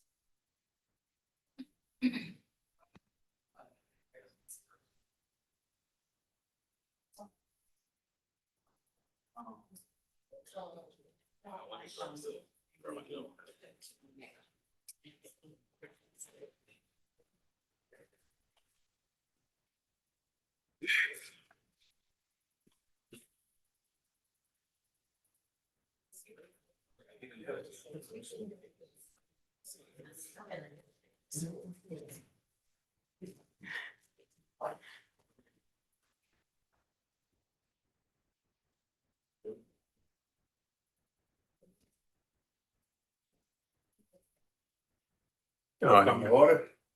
No, not quite yet. I left my notes.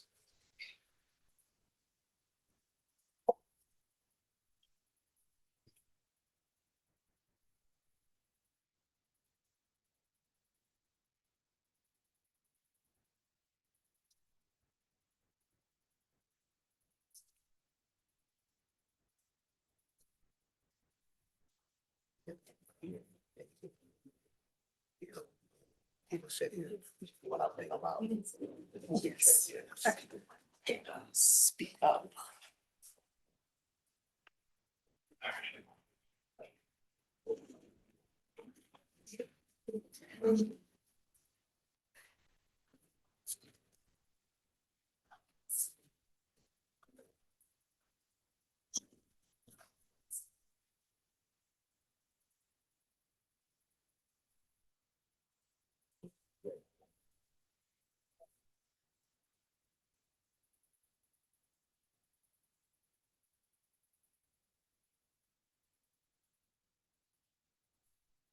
Come on. What is that? Have you Googled it?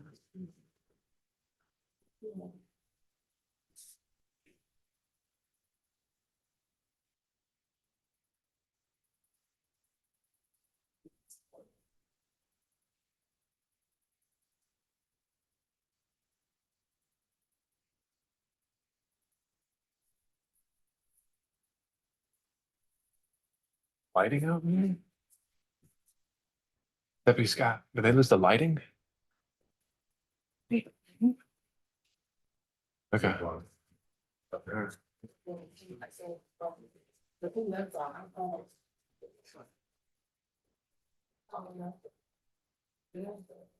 What the? You ask him if the girls don't. Let them.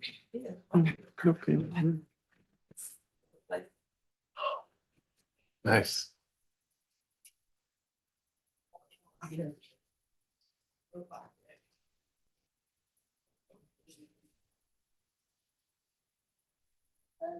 All right, we're about to go on the record. Are council ready to proceed, Ms. Luncheon?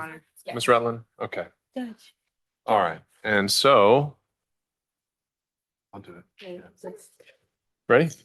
We're on the record now with 25 SC 004101 State versus Maia Lopez.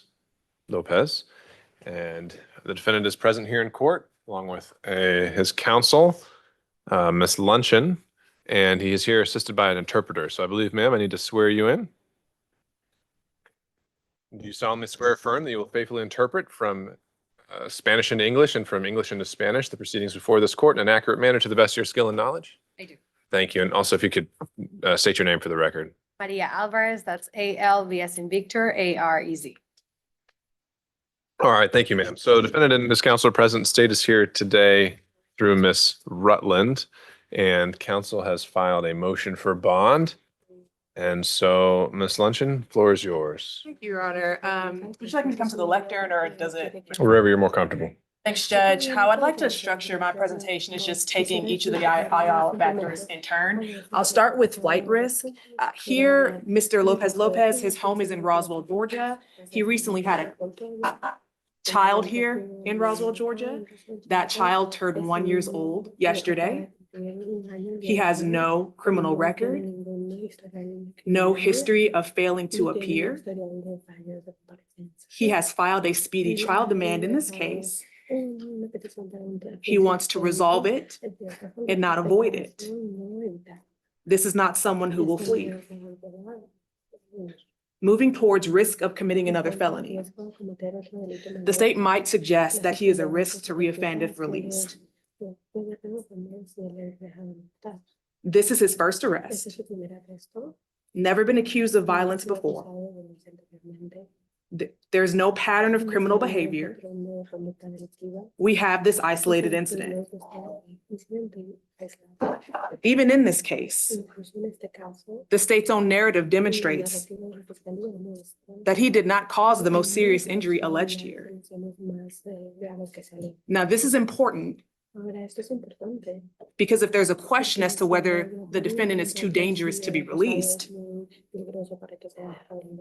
but the evidence here shows that in this case, the victim ran from the front door, ran through the front door, and jumped over a balcony.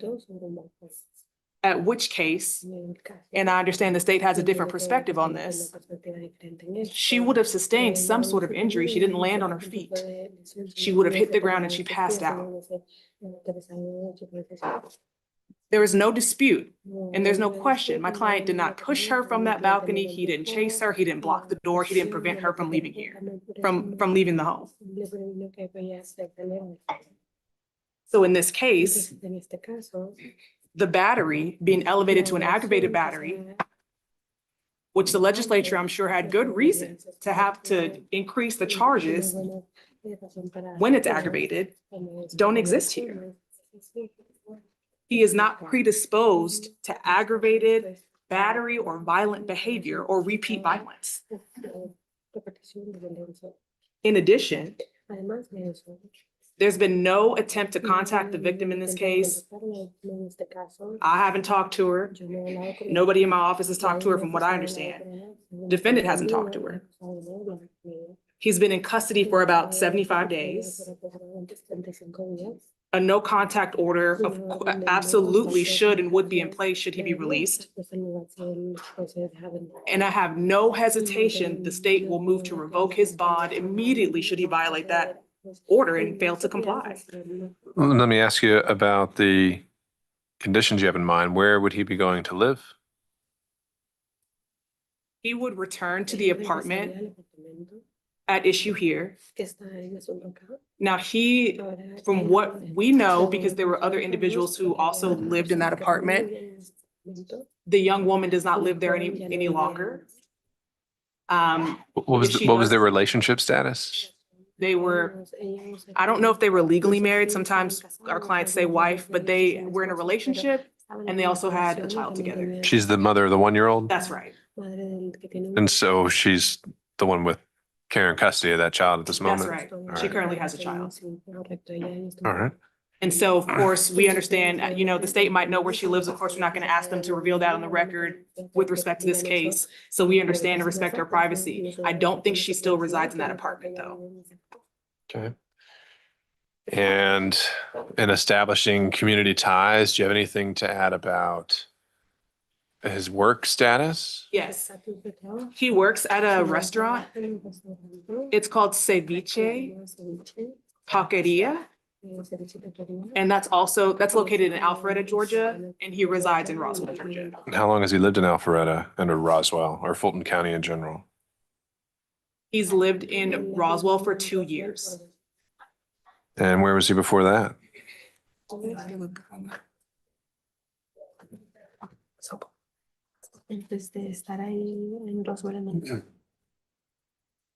ahí ahí he estado viviendo en Roswell. I've been living here in Roswell. Yeah, I know, but for only 2 years. Pero antes de eso, Before that, he lived some- Oh, estaba viviendo en Ohio. en En Ohio. Ohio. Ujú. in Ohio. okay. Cool.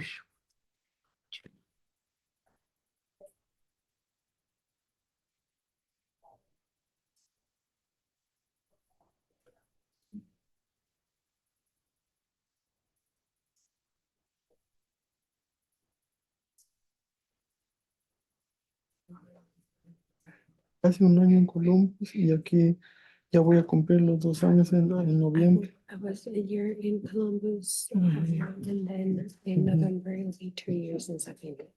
Yeah, okay. He says before that he was in Columbus, Ohio. For how long?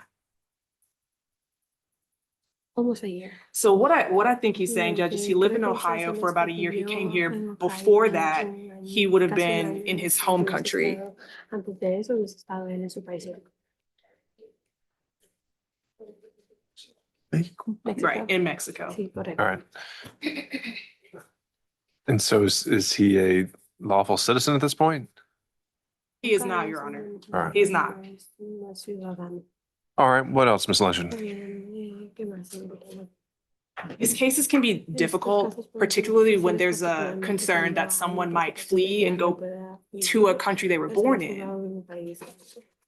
But in this case, with his child here, with his work here, with his fleeing from Mexico due to the danger and persecution that he faced in Mexico, I know the court has to balance a lot, but in this case, I would say the scale weighs heavily in favor of him not being a flight risk.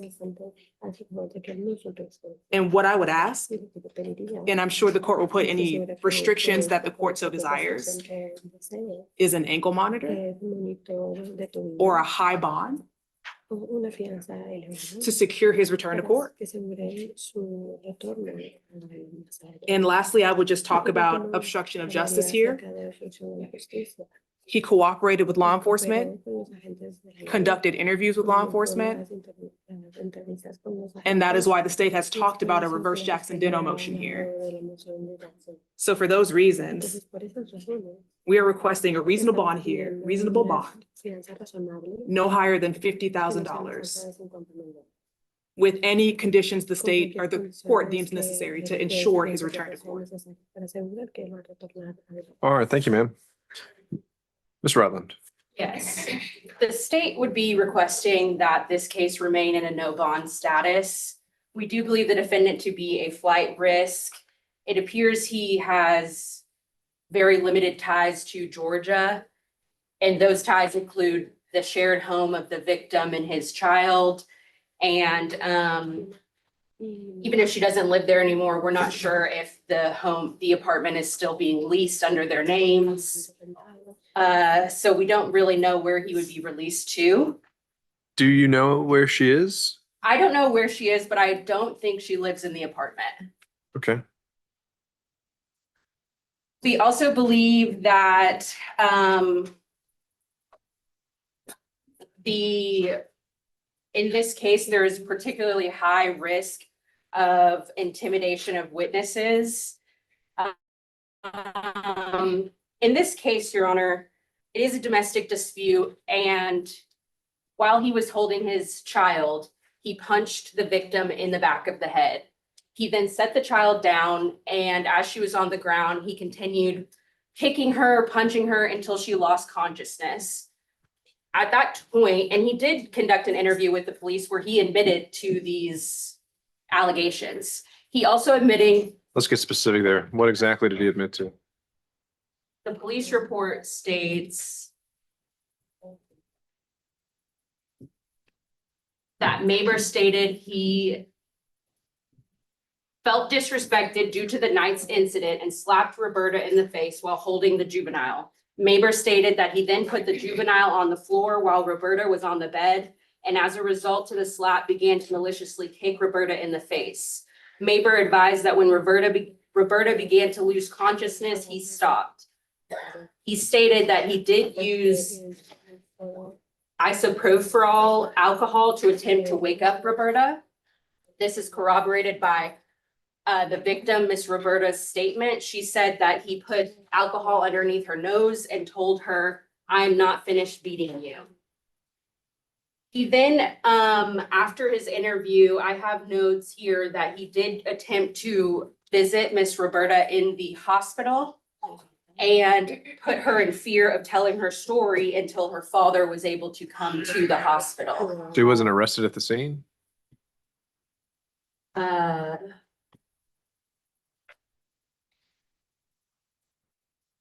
No, he wasn't. And has she expressed any kind of a position on this case? Yes, she would like that his case remain in a no bond status, and that if he was to be released, she wants absolutely no contact with her. So state has been in contact with her and she's Yes. pressing forward. All right. Anything else, Ms. Rutland? That is all. All right, Ms. Lunch, anything you want to respond to there? Yes, Judge, there were significant translation issues in this case. And I understand that's something we might just have to hash out during a trial.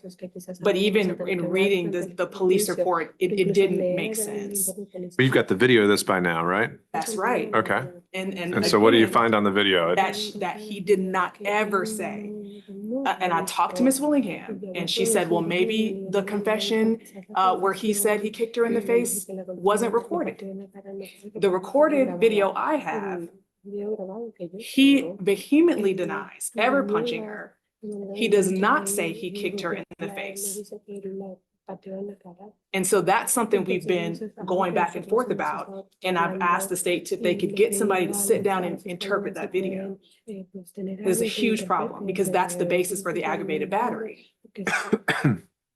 And so from our perspective, I think there could be, if there was a slap, of course, a factual basis for a battery in this case, of course. But when you get to aggravated and the sentences increase, that's the issue.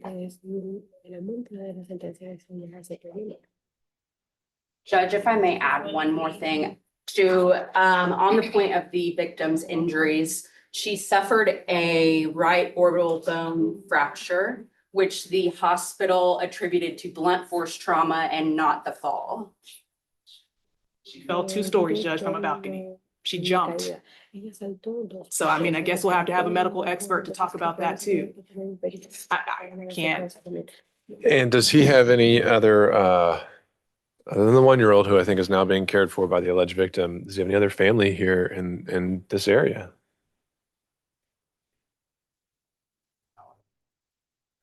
No. He says no.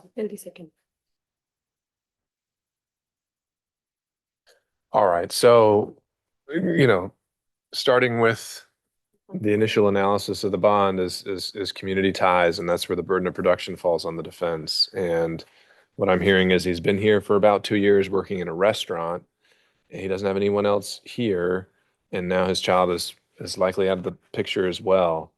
And considering also his everything that's been presented to me as to his ties to the community, I have some concerns about whether he would in fact appear ready for a trial, which it appears is needed in this case to flesh out these factual issues, and the state appears ready to go, that we've got specially set for less than a month from now. And so I would not grant bond at this point based on risk of flight.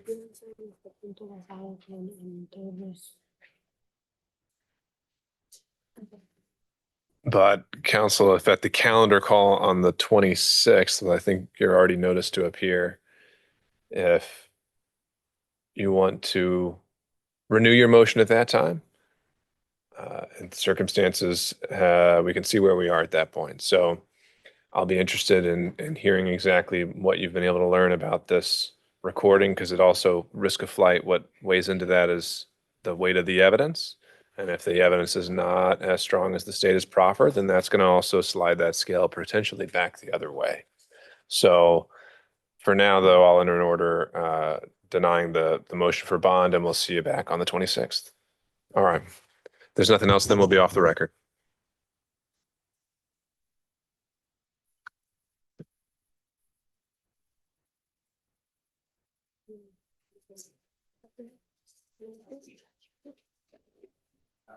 Of course.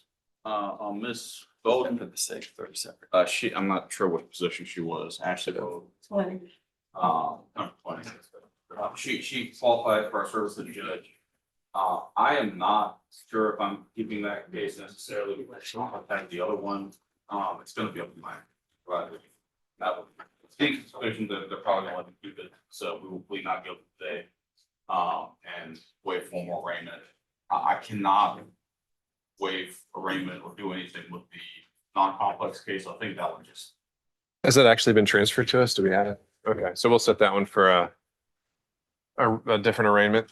And you just have to advise her she'll have to come back so we can sort out her counsel on this other one. Just make sure you file that change of address form we talked about and keep an eye on the mail for your next court date. Okay. an arraignment on it. You can probably hold this back on the schedule Okay. order until we figure out something to track together. All right, so that'll be further notice. Take care, ma'am. You're free to leave. Thank you, Judge. Anything else, Mr. Siminoff? Yes, Your Honor. Reginald Prudent here, he's out in the hallway. He was a little bit, doesn't broke down. So it's not just up on the side of the road, but he has qualified. I'm gonna go and get him to sign it that minute today. That's gonna be a not guilty plea. And we will be waiting for more arraignment. So, All right. All right, noted. thank you, Judge. That's all for now.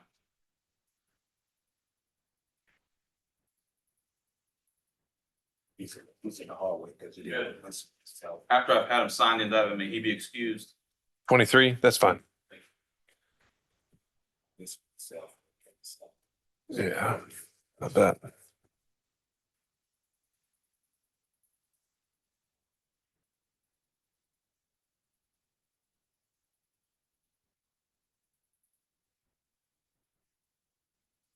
All right. That's all we got. What is this? Oh. Sneaky.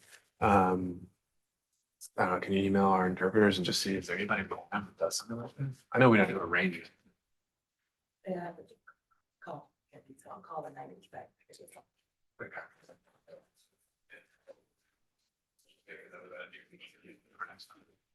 Just make it come back. All right. What's wrong with the light in there? I think it's just the bulb went out. Oh.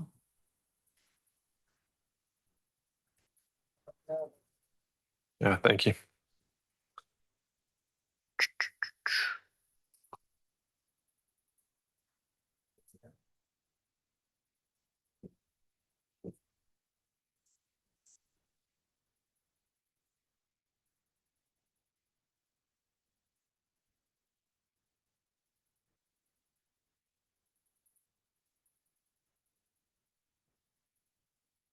Okay, okay.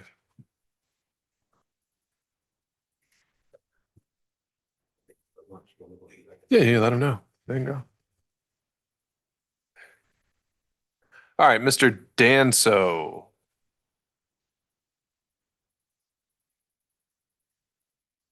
So you need an interpreter? Okay. All right, then that means we can't do anything with your case today. We'll have to bring you back. You'll get notice in the mail of your next court date. He's speaking the this. You want to use that person instead? Are they going to be able to be here in person? Like, could they come here? Just wait right there. Can they come here? You can talk to the phone. I don't know if we're allowed to do that. No, it has to be someone in person or over Zoom. Come with my nephew. Let me he come. He's speaking. You want him to come here? He's here. He's using the bathroom. Okay, we can try that.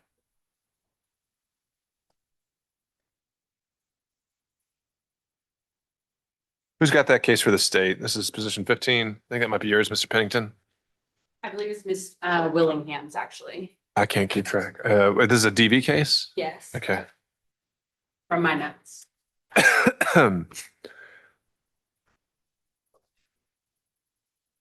Just to check a box, can you ask Miss Willingham if she's got an offer on that case?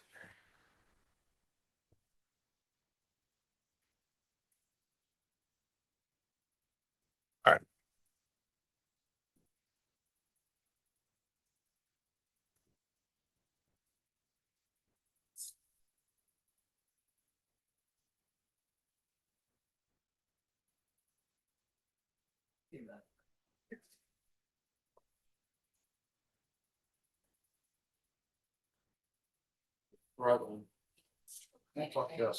Yes, let me send this to ODA Willingham.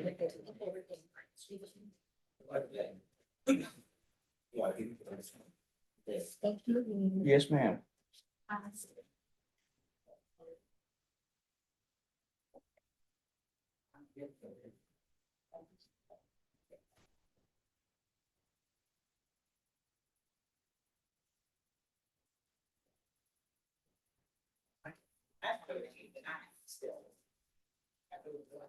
Okay.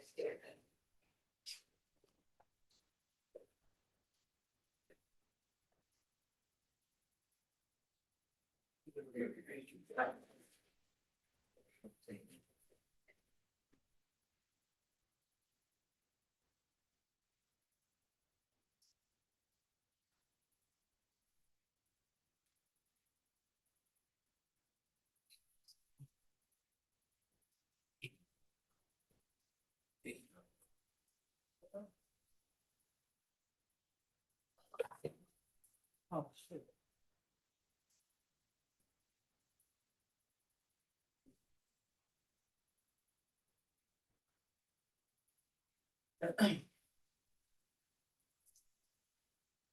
Oh, I'm sorry. I need to grab these and stuff.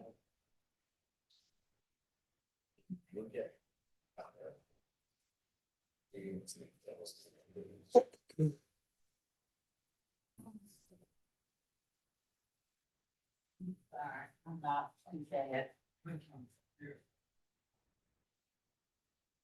Because usually I forget to do these and have to come back, so I was trying to make sure I'm being proactive that I need to.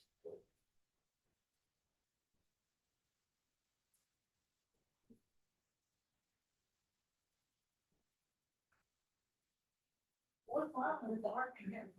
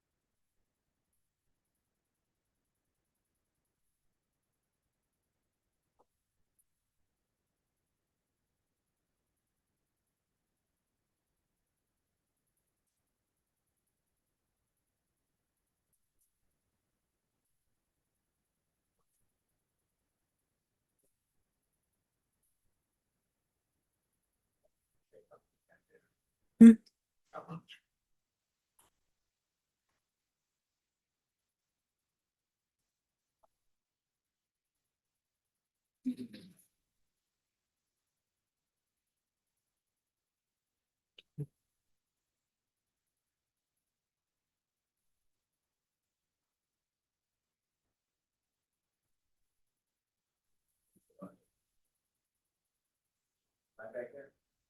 Oh.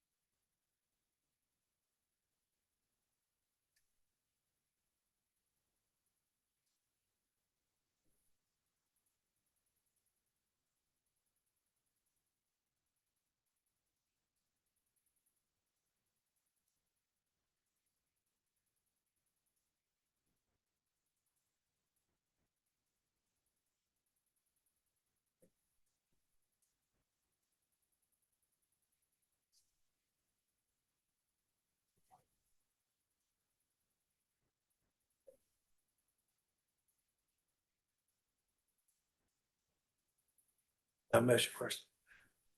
Do you have to wait for him to come on the bench or? No, you just normally sit him on there and you just want to back and let him know we're here. Okay. He'll come out.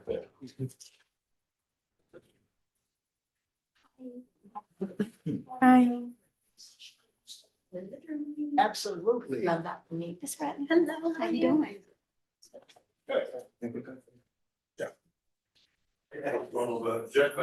Hey, yeah, then. Commission? Yeah? And,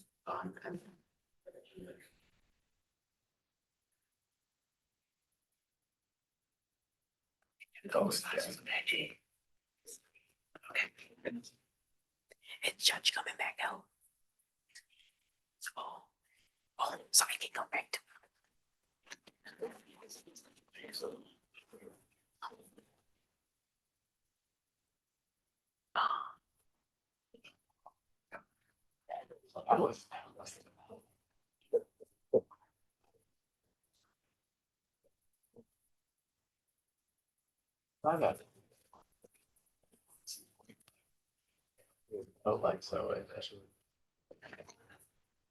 you can turn it out. I know, but I'm just, it's just a habit. It's just a habit. Like I know for sure this works.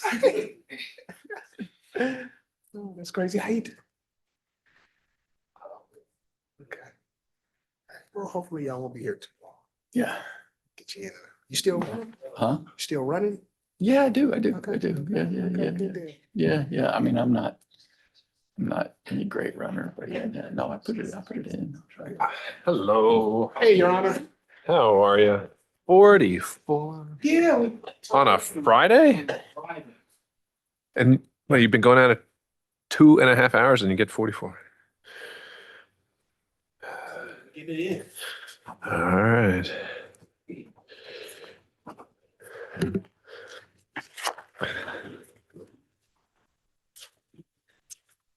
All right. Returned in open court. Here you go. No problem. Thank you all. Have a great weekend. Got it right here. Oh, I'm not supposed to have it. Very nice.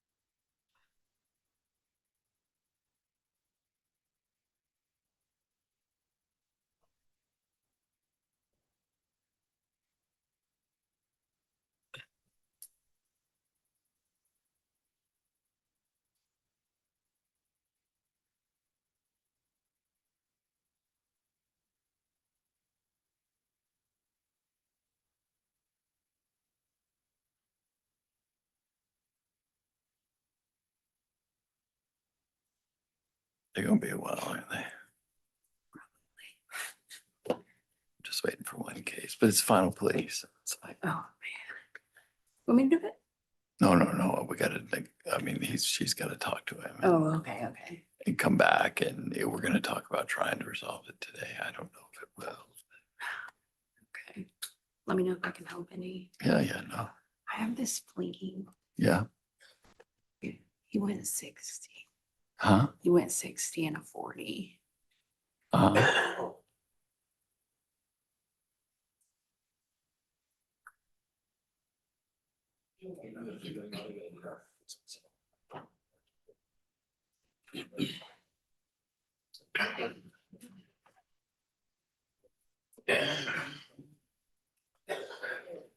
It's got nothing since.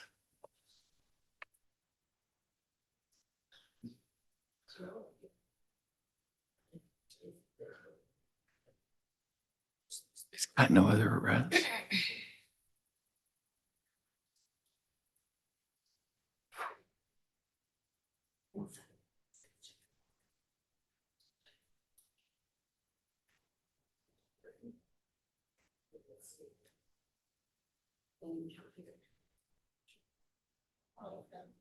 But I mean, no arrests. He got arrested and got no plus. For what? Possession of marijuana and a gun. Okay. So, and is this the vessel? Golly.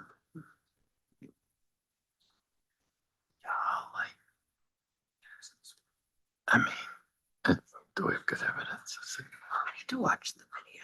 Yeah. I don't, if he wants to plead a B&A, yeah, you can. Okay. I mean, how long has he spent? Like, there is like a minimum. I think I've been on misdemeanor fleeing. There might be. Oh, yeah, there is a minimum on misdemeanor. So, like, it would have to go to obstruction, which you could plead that as obstruction, Okay. but you have to look at that for. Okay. But yeah, just do, and you could do the 36 months. Okay, yeah. And then since he has the prior drug, he's probably fleeing for who knows what he. Right. But like, you can do the no drugs, no guns, blah, Okay. blah, blah, blah. I think you can just justify this as early resolution. Yeah, I agree. Like a plea for today only. Okay. If he doesn't have, if he's not picked up anything else, like, Okay. I guess he didn't hit anybody, like,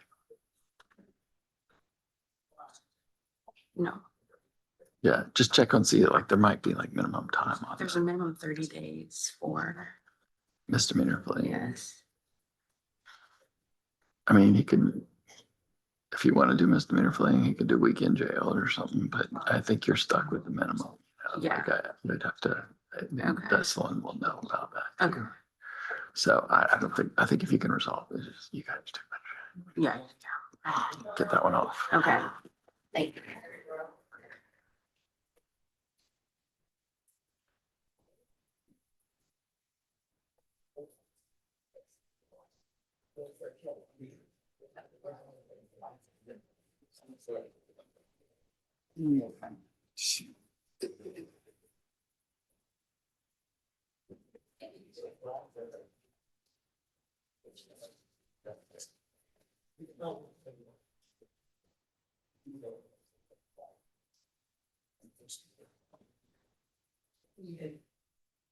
Want me to reach out when? Yeah, that's what I Okay. was gonna, I'm just gonna do the email. I don't. Why does that phone keep disappearing? It's hiding. I see why it's between these two. So,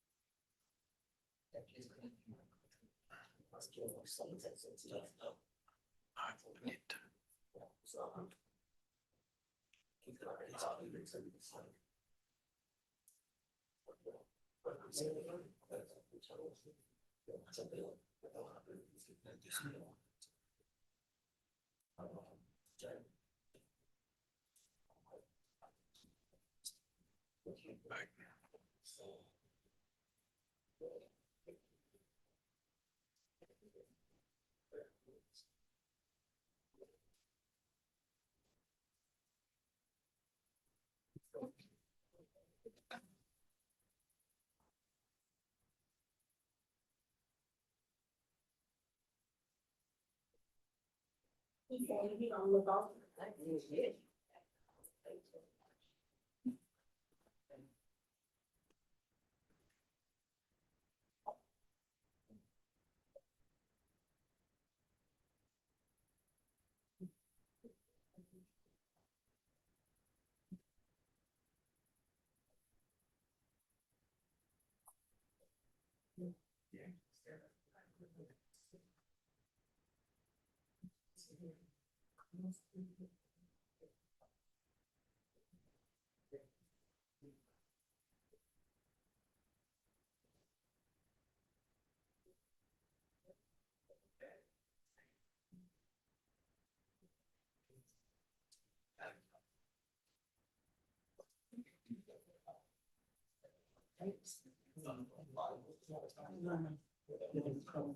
Oh, there's Ava. So I was getting ready to send her an email. So.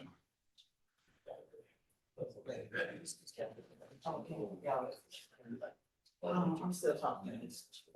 Okay. Thank you. Okay. I'm gonna head, it's okay if I head back up to the office for a few? Yes, I'll let you know. Okay. Let me see what I've got on my computer. It's two people. No, you got Tate and Williams. I thought I sent emails on there. Let me see. Tate is, Jasmine. Yes. If there's anything else you want to, let me know, like, Okay. especially the final plea. Because Okay. you probably have some stuff that could be on the track calendar. Right? yeah. Got Brianna Jackson. Oh, okay. Okay, I don't know him because like Hey, Miss Okuzu. but I've covered a few times. He was super nice to me. He's just like, he's just particular. Yeah. So like, it's like,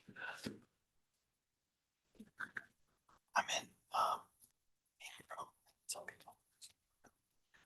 she's been super nice. It's just, she emails me like 7 o'clock at night about, hey, you haven't done this.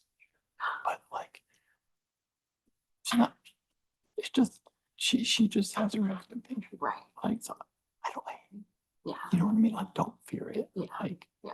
but Stacy put together like a 5-page little note sheet of like how to deal with Cox. Do you have that? Someone sent it to me, so I need to look at it. Yeah, and then talk to her because Yeah. she felt the same way. Like she was apprehensive because she got a car sale.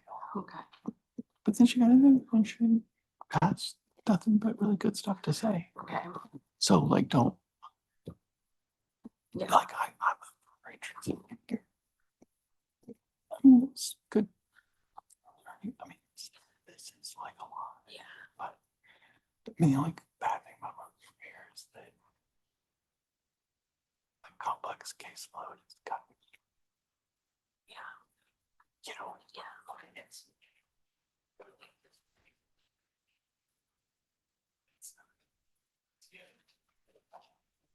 So I'll keep you posted on that. It's fine. okay. Are you Do you know who's hired? coming in here? I don't. Okay, yeah, let me know that. I will. Yeah, I Do talked. you know to when you her. go? October 6th. Oh, okay. So No, we're not you won't coming have out. this trial. Yeah. He's fine. It'll start on the day of, he and there wants- won't be one. There's a trial going out in Cox, so I could still be kind of, Oh, I got you. You know So what I in mean? case something else. Yes. Do that. He's fine back here. Gotcha.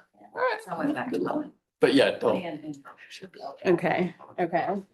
See you. Yeah, so just to let them know, y'all don't have to stay with me. Coming out. He is not getting it. Well, he's getting out, but he's not coming out. Out. Before the judge. Do you have Brianna Jackson? Because I don't think I have an off on her. I know. Yeah. He had to step out and take a break. Okay, so y'all, okay.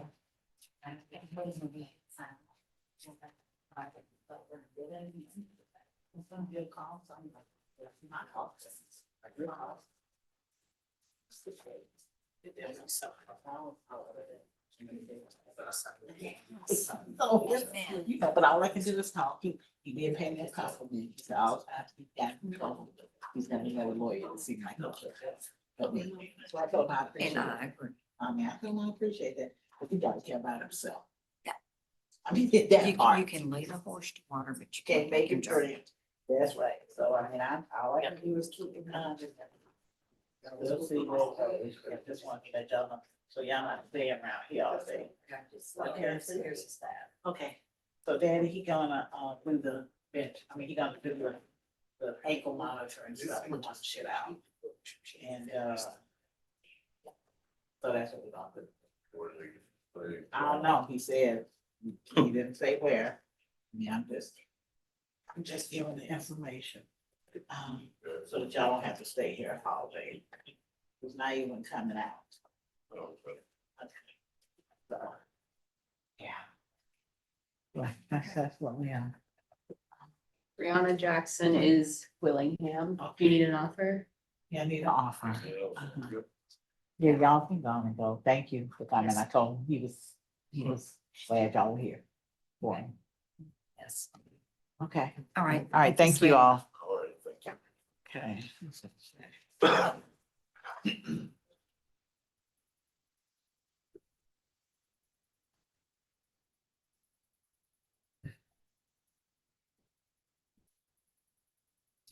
Blaine. You had Blaine, right? Think so. That is. Yes. And, okay, let me tell you back. I know it's the other crib right now. Still mad. What I used to tell you, leave. I know. I know. I think they done this. Don't get me started. They took their time. You tell about me. The stability is Just good. Yeah. Okay, so. Thanks. Is he on PA? Yes, yes. Don't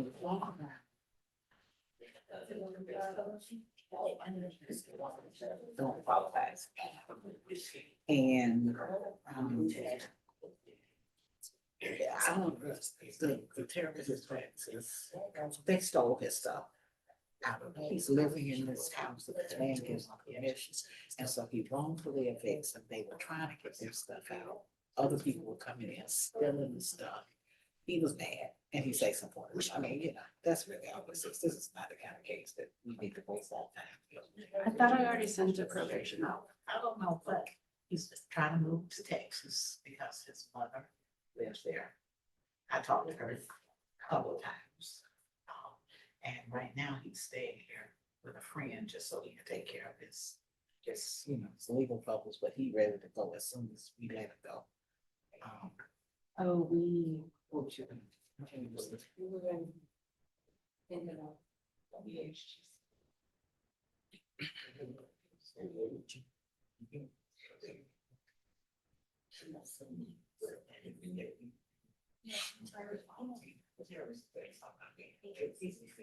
Stay. We have simple things.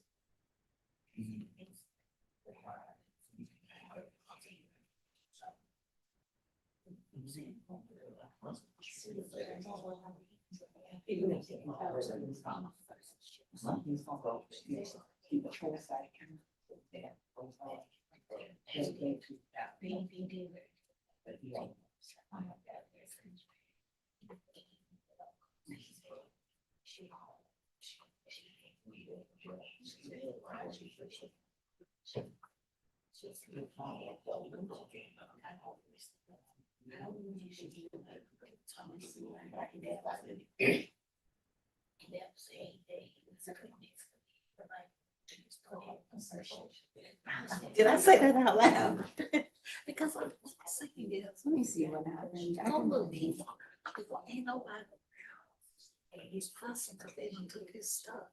It went through that piece and took his stuff. And I mean, what do you think about it? Okay. A bunch of people. Okay. Let's see. Oh, what did we say on? Oh, that's Thursday. That's just. Oh, okay. Willingham has an update for, okay, that one's not yours. She has victim contact issues, basically. On Brianna. Jackson. Or on.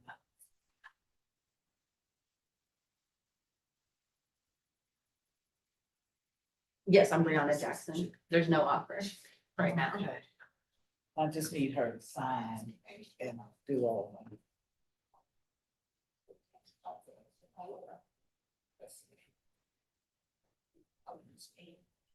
Make sure I got good information on it. Oh, cool. Okay, did you see that video? They saw Cruz walking down the street with a mask on. The same mask plenty of people were doing. Say he wasn't doing nothing illegal. He wasn't. I didn't see the video. Was it a shiesty or? Was Was it like this? it was, I guess, but it wasn't like this. You could see his whole top of his head. And, but this part was covered. They talking to him the whole while and keep talking. And they come out and he yelled. They run after the chase. He ended up, oh, really? Excuse me, I'm sorry. I'm so sorry. I didn't mean to do that. It's okay. But he Um, had, no, it's just stuff. Then when they stopped, he got his junk on. He got all the junk. And no ifs, ands, or buts about it. Okay. But it's just, it's a, you know, I want to do a motion to suppress based on that. That was just dumb to me. But he didn't do nothing else wrong. And they said they fired all kinds of stuff on. Yeah. Taco right. Sam Wong, cause he, you know, he got it. well, he's already done 172 days. My offer. It's too much. 2 years. Yes. Look at his history. But he got mental health. You know, So that's we- what Judge was saying, and drug, and mental health and drug issues.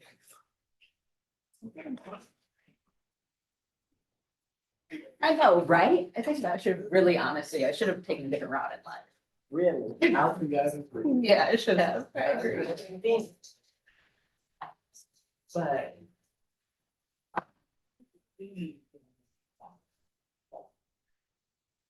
Was he once?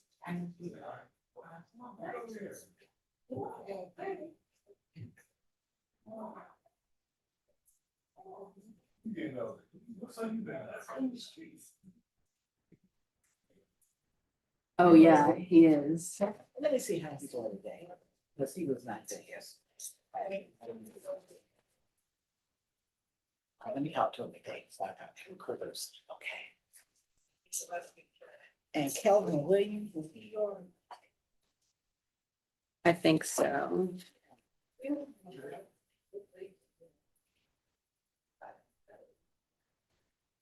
I got this five. Shawana Reynolds. He did not. Yes, he did. Where did he? She asked for it. That's not my defense. He did not. I heard he sent you a probation offer. It's 10 years probation. Oh, no, he can't take that. Let me tell you why he can't take that. It's been When did you first killed in murder. I think he, is he eligible? I show no felonies Was in killed my in a murder notes. suicide. His baby mom. And he ain't gonna be able to first defend out. He won't be able to get, he's trying to get the child out of Boston County. Child. That's what he. When would you first offender and seal it on them all? Let me talk to him.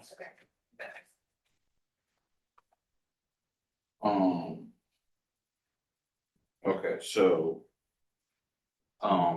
For. He read, Or did you see read it? the letter and the paper. You said he just has a bunch See of if stuff. somebody can come. If they said that, yeah. Boyd, I'm gonna need some time. I think he has like 50 cycles I was going through. So I think that one is going to be. I just have to look at it. Okay. But I might have to on, follow up okay, on, unless you want to agree to something. what's his bond now? Like 15,000. I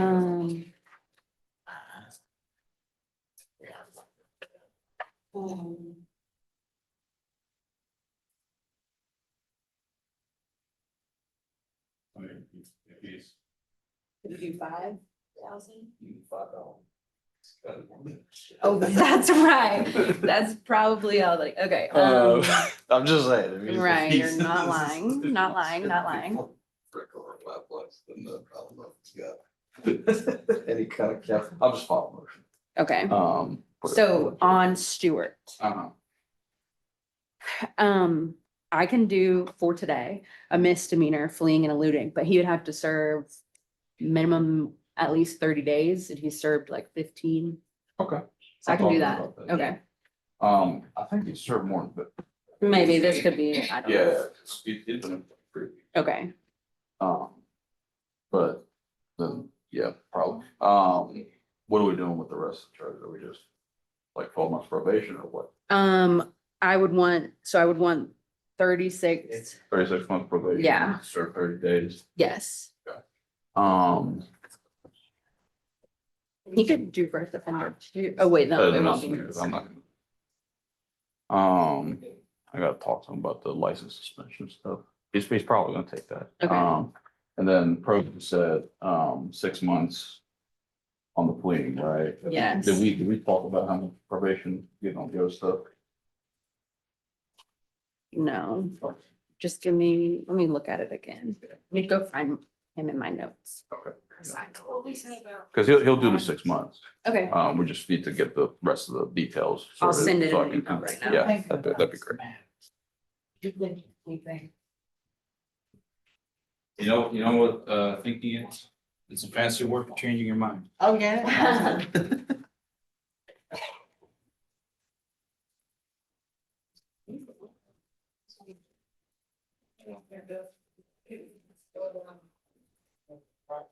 You know Jocelyn's coming back. You either? Yeah, Okay, I'll touch them. well, I wanna ask her, you'll do the 6 months, but you want to talk about getting the new failure register wrapped up.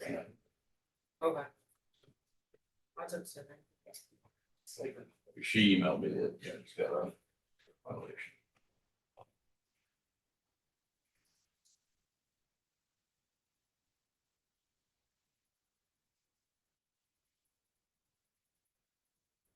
Oh. On the probation revocation calendar, Mr. Jean-Louis, his revocation is he picked up a new Agus Hall here. Do you know anything about it? Okay. Do you think you can maybe take a look at it, see if it's something we can work out to the 90 days if you get it revoked? Yeah, I wouldn't like.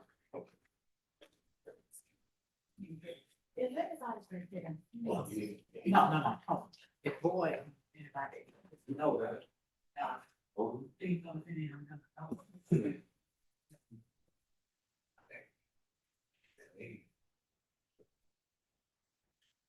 I need to know the difference. You know who I know that sent the email. You can just know who's in my- That's you. I think Gwen. That is. When my fashion. I'm here. Okay, yeah. You might send somebody to our office. Call me, Dave. But I don't know who else might be another. You know, Tina was. Yeah. Tina. Yeah. She come back, she's done it before. She's in Lethbridge, Okay, but I'll, she said she'll make her way over here. okay, thank you. Yeah. Is Tina out sick or is she? Yeah, she had clients. Oh, gee. That sucks.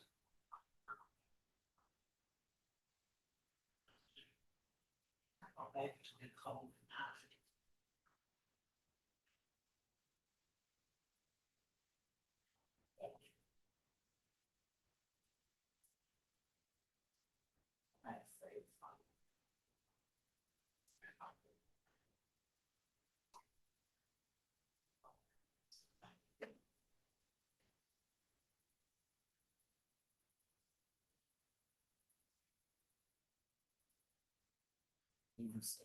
Okay, one person signed something, I'm kind of bad. Should we go?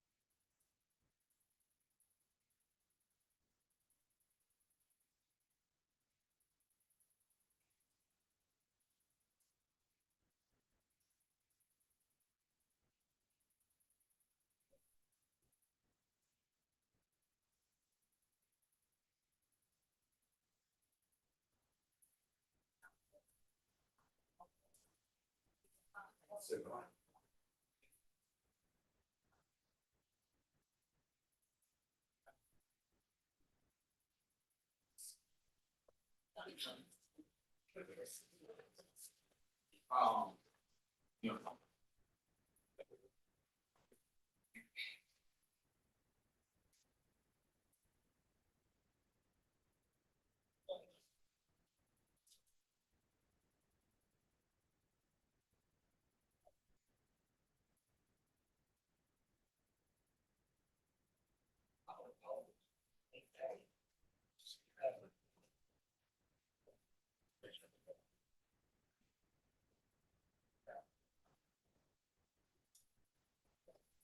yeah, so there.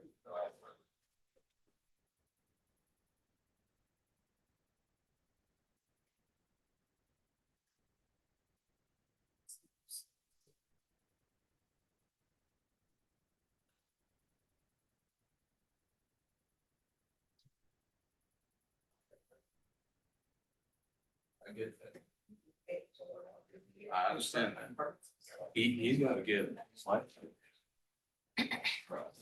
Gotta do. Okay. Because it's already. And these charges are gonna spend all over again. You gotta go to DDS and ask him when he's gotta pay, when he can get his license reinstated, he can stop driving. I'll spend a license. And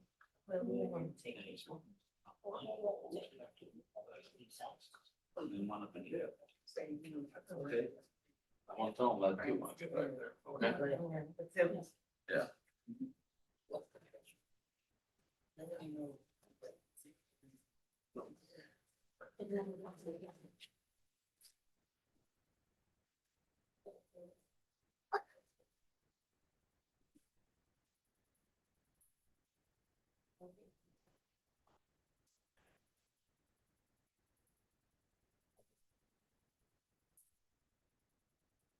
So basically it'll be 5 years. 5 years. Yeah. 5 to do so. Yeah. Are there any other conditions? Let me see what I have. Let's see, no drugs.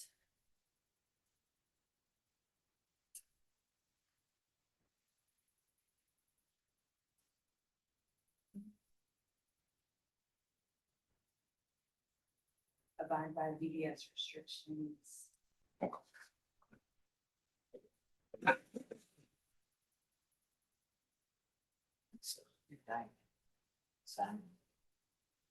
I'm ready.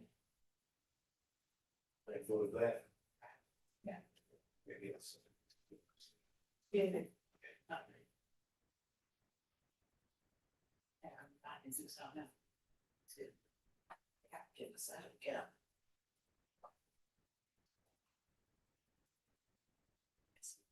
Okay.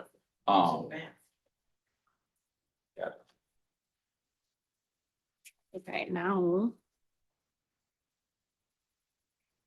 Let me look at Jean-Louis.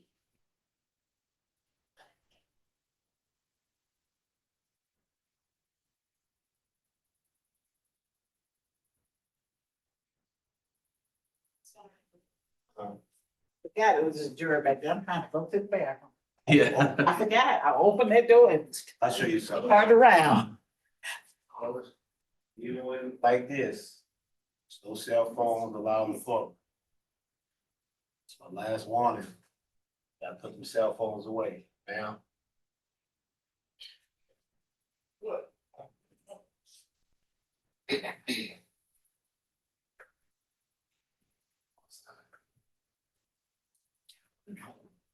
So let me call for it. It's called. All those fines and fees. I think they're mandatory. I'm not just making them up. I No, I get it, the speeding, but the obstruction, think it's mandatory. so the mandatory $300 fine on obstruction? I think so. I didn't, I don't know. I usually don't. If it's not mandatory, then. Everybody knows, everybody say. I mean, we can also, Agree. like, you just dismiss the Yeah. fleeing and the seatbelt violation, I don't know. But I feel like those aren't the main problems here. I feel like the fleeing and the reckless maybe kind of cover the. I just, get look from a lot, Yeah. I'm going behind you for real. You follow me? Huh? Yes.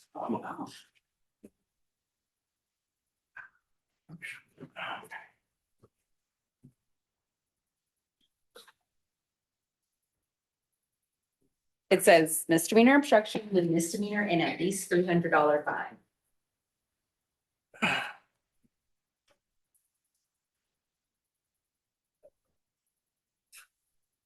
That is a weird charge to attach fine to.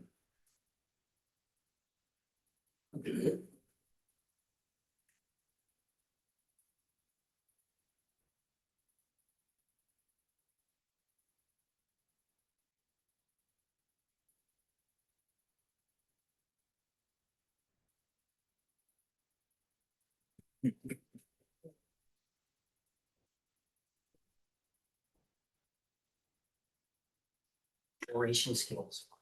Oh, thank you. Thank you so much.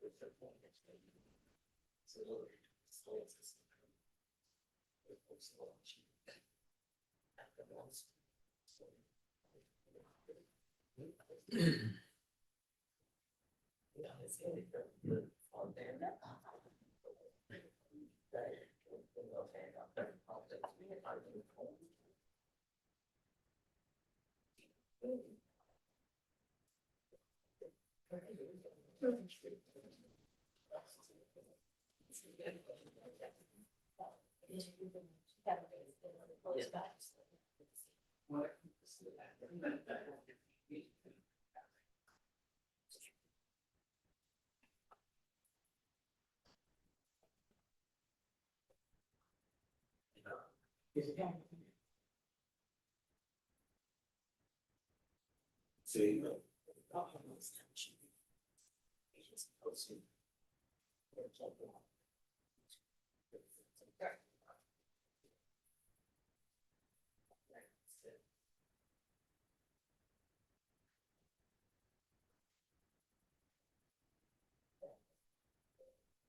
Yeah. Yeah, No, can't hurt to ask, right? I'm tired. That's a long time. Yeah. So who else I got? Let me see. Oh.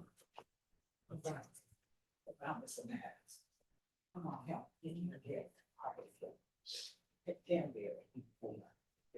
Yes. No. Let me see. Okay. Buffer. No, that's okay. I'm trying to look up one more thing, but Maddox. Did you miss some?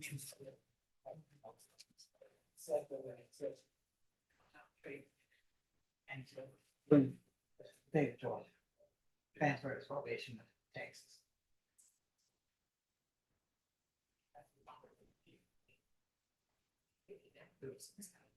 8-6 Plea arraignment.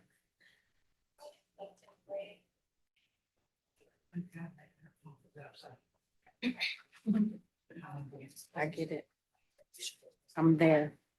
I was thinking about. Really? Oh, really? Did you know that? I mean, it's either. Yes. The offer. Evidence, issues, green is history, purple is facts. Blue is the case. Because I can't. I am a little intense. Okay.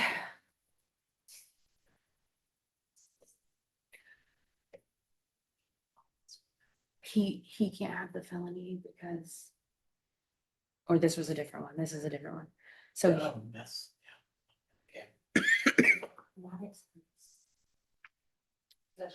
It is.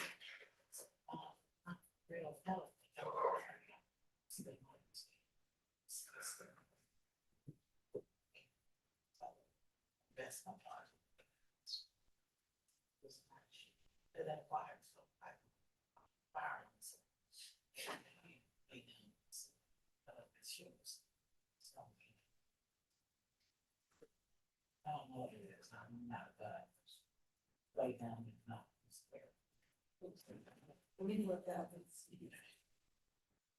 What is the gun called, this, BB gun, the BB gun that is what, like airsoft? airsoft? No. You can see, you know. Yeah, there's. It should be airsoft. Okay, I'll just say, break my. That's what hurts today. How are you?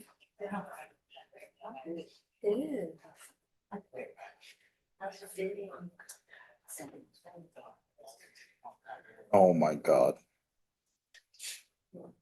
I'm looking at the warrants on the Jean-Louis aggravated assault. You found them? Cause I didn't see anything. Oh, I found them. Can you send them to me? I How can did give you you the find case them? number. In Odyssey. 25 PI 006-048. I found that, but my warrants are citations. Look at the jail commitment paperwork. That's right. Thank you. Yeah, that's an aggravated assault and a half, I'll tell you.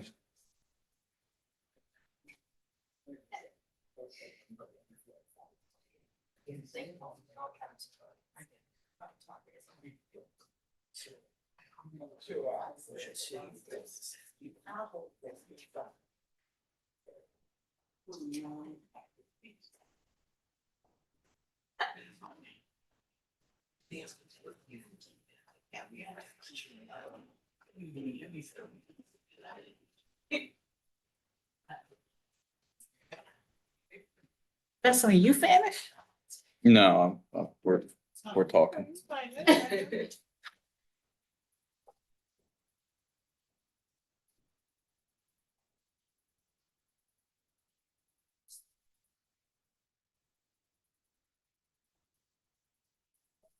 hey, how are you? Good, thank you. It went well. The case is remaining in no bond status. Yeah. They keep me focused. I'll get them. Read on anything? Not yet. Work on it.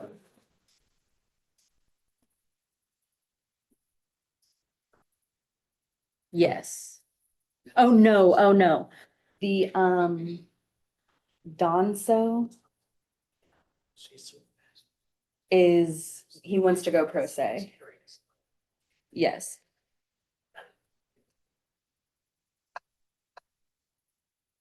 No, he's here. He needs a translator.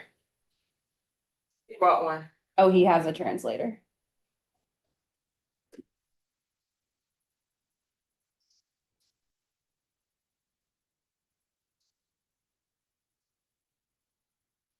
This is strawberry bags. Yes. Okay. Okay. One of those doors. Oh, no, you have anything? Oh, that's you. I'm right here. Okay, I'll get I his just need to copy go back there right and now. see. I got two pods. One. It ain't not guilty. I put some indictments over there. Are they still here? Huh? They still here? Okay, I'll tell her No, when she gets it's back out. okay. Okay, thank you.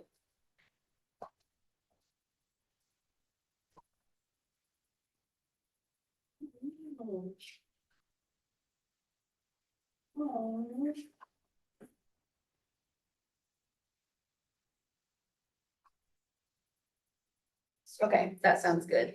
Thank you. Bye.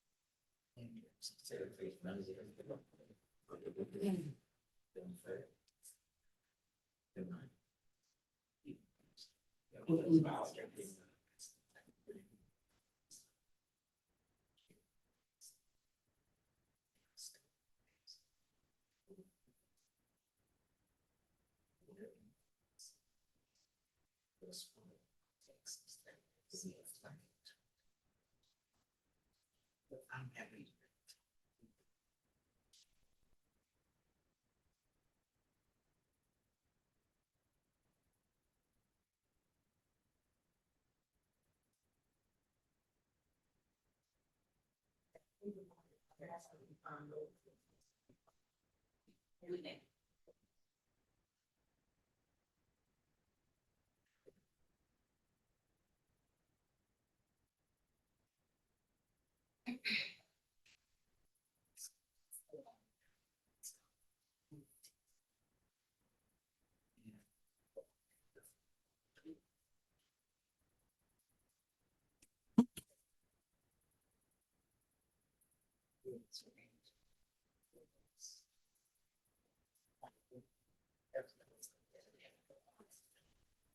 What about babies?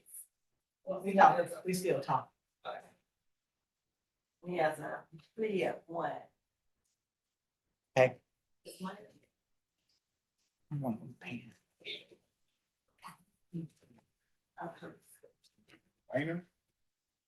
Just had It's here.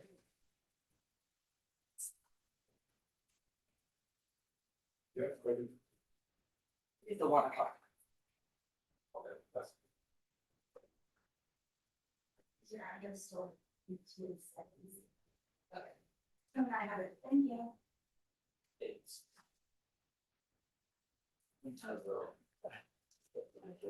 Yeah, we're waiting. yes. I appreciate it. We're talking about one of the probation revocations. I give this start getting scared from me after October 6th is what?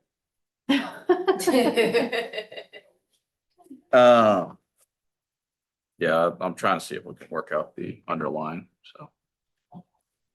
You have a lot of those that we have to schedule for real 4 years.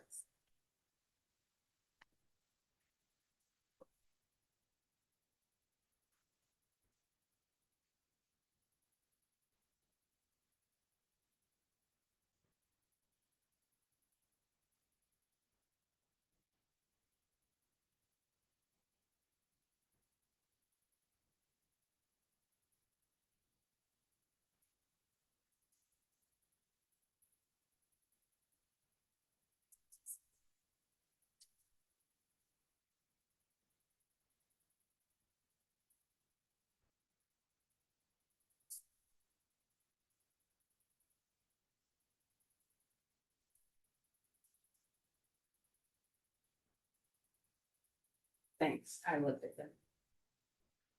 do you think about Okay. that aggravated assault? I think that we can run them concurrently, definitely, Uh-huh.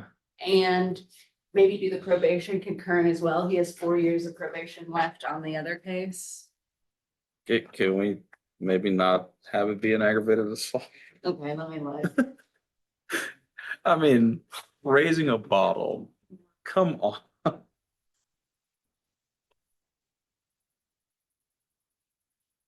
mean, you're right. We got to deter this sort of behavior. Next time might be a photo box. I mean, that's, Okay, let's do, he's got the possession schedule too. okay, let's just dismiss the aggravated assault, I think. Okay, thank you. So just do 3 years probation on possession of schedule 2. And then he's already got to do a drug eval on the other one, so we just keep that there. So 3 years to serve 90 days, basically. Yes. Okay. When do you think we can get? I'll file a waiver I can do it. I could probably do it. by next week. Yeah, for sure. All right. I'll see when the judge wants to put it back on, because Okay. I know we're kind of coming back Monday, maybe for some, but I don't know if that's gonna be enough time. But we got court Friday. I think. Okay. Yes, and y'all haven't had lunch. Not right now. No. Still, was it 10 o'clock calendar or something? This is 3 o'clock calendar. All right. Did you decide on the speeding and the seatbelt violation on approach? Do you care about those? No. Okay, yeah, if we can let those go, just to like reduce the fines a little bit. Okay. I see the $300 on the obstruction, that's fine. Okay. But I don't wanna set them up to not fair.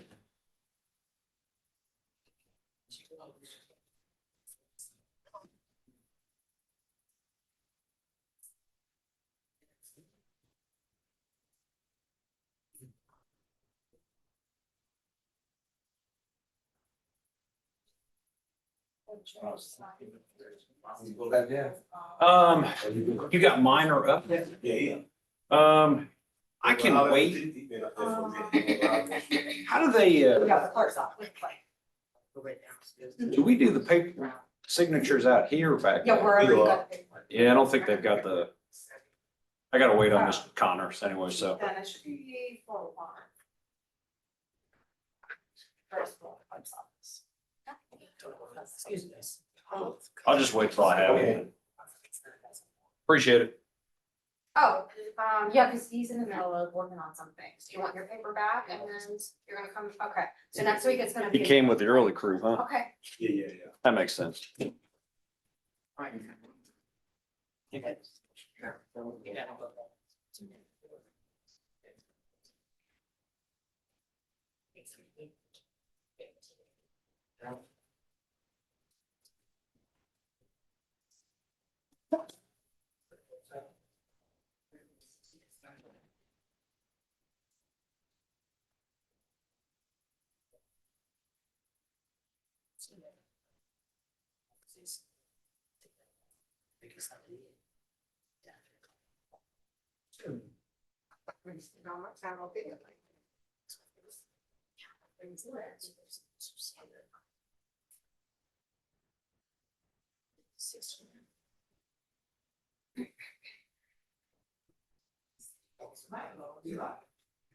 Hey, Did you speak to your client first? so I was thinking I'd wait till I had the indictments.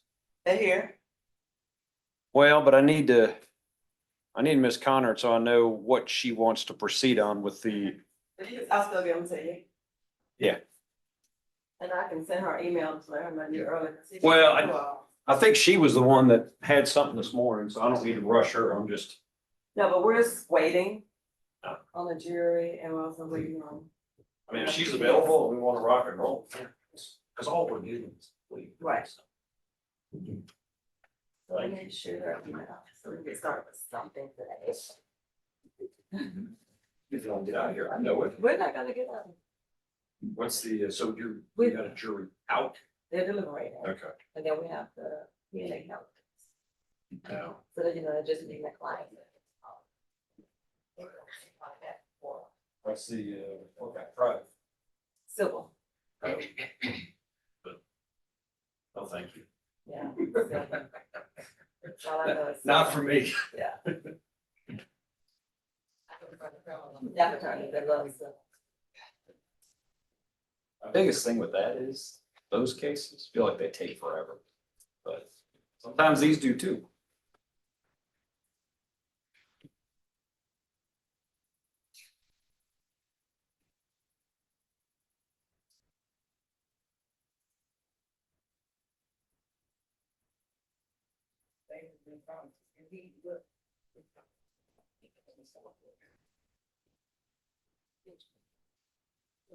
Talk to you guys already, right?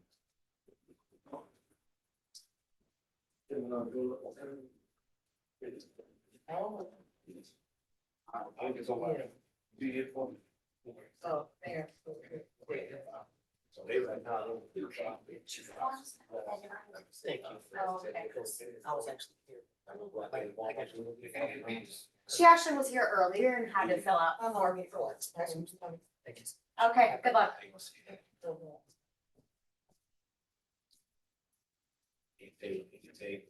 Do you have anybody up here via Zoom? Do I? Not today. Mm-mm. I didn't get the sense either of us would today. Just wanna be sure. Yeah.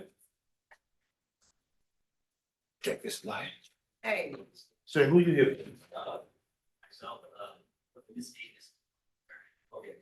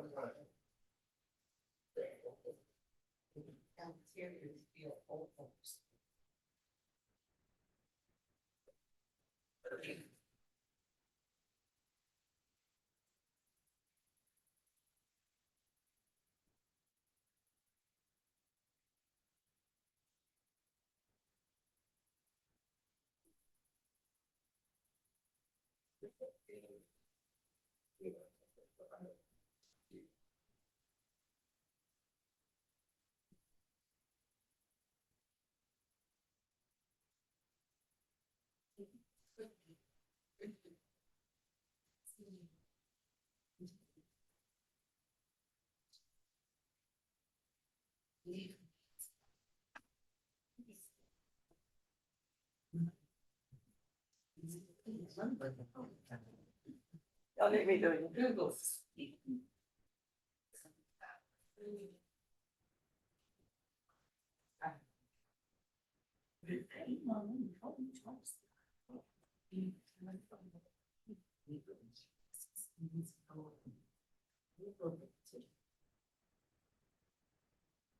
I know we just sent them to this.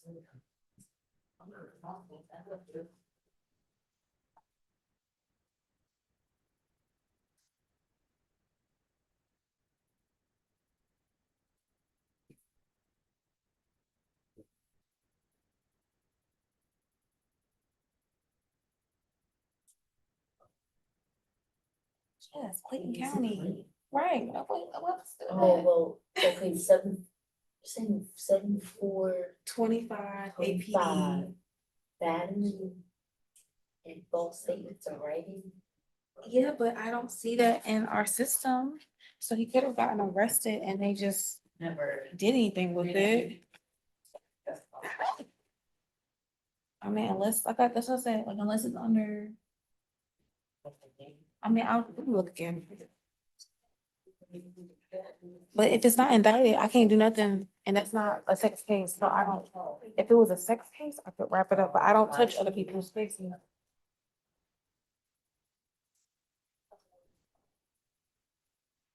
Cause it looks like DV. I mean, it could be, I'm not sure. Battery, I don't know, maybe not. That's Julia's case. Let me see.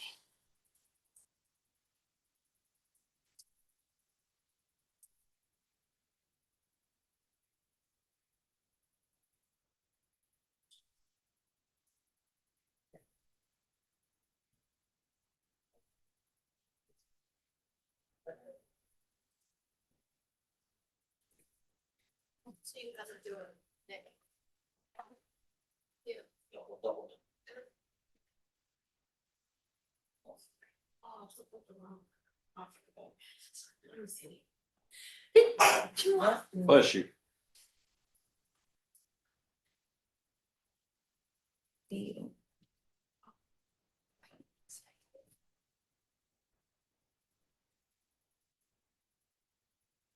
Hi.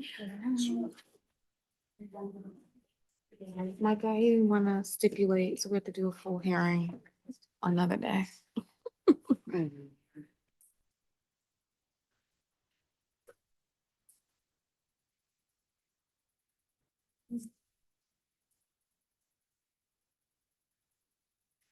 Okay, he does have a whole bunch of stuff going on. He got a sex registry case in Carnicel. All this is, his new cases are in Carnicel. Why are we handling the probation revocation? Then it's a Carnicel. Do you know what? They normally give that, have a probation revocation in that courtroom, but their new cases Are in a different courtroom? Do they send? Like, I don't know how that works. I don't either, but I know I've heard them talking about it and trying to send it so it could be handled. I will email. all together. I'll email them because I don't, he has like, Should we even touch it? yeah, he has a sex case, then he has a drug case, and then he has an unindicted case. And it's like, all that's gonna go to Judge Carnicel. I feel like she might be able to wrap up that and his revocations. So let me just email Miss Fortis and see what she thinks. Okay.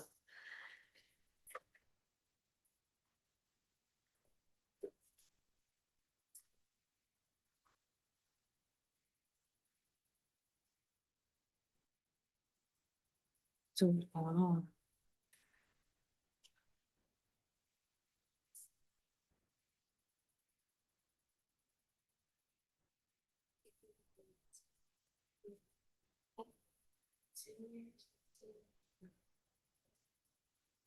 Oh, yeah. It's cold if it's on space. Send it to Carlos now. That means his case is a cold case or back. Okay.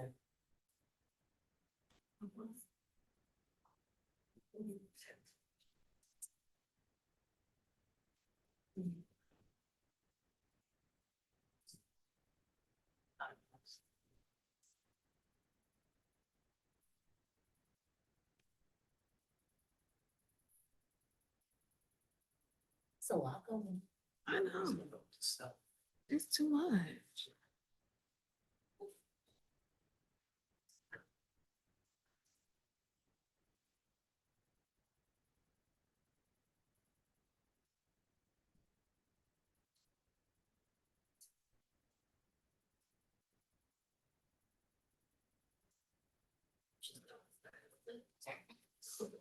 We're back in the office.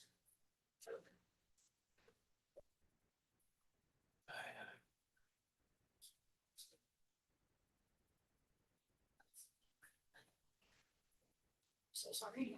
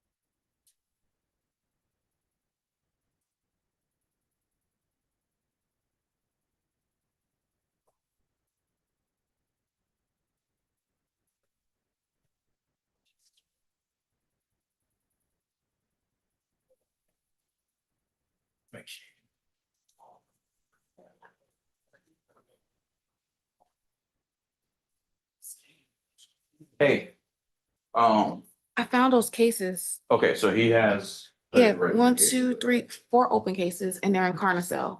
Oh, okay, So I'm just gonna ask that we can potentially have those because he okay. has 2 open state sex registry, then he has a co-defendant possession with cocaine with intent, and then he has an unindicted battery. Find that better. Okay. Yeah, so the unindicted case, we couldn't even handle. Is it a felony? It's a battery? It's like battery and other charges, battery, false statements, giving false name. So the false statements is a felony. No, that was dismissed. Yeah, those So it's dismissed. all misdemeanors. It should So be. that's state court. Yeah, but it hasn't been sent to state court, but it needs to go to state court. Yeah. So. About the jury's questions.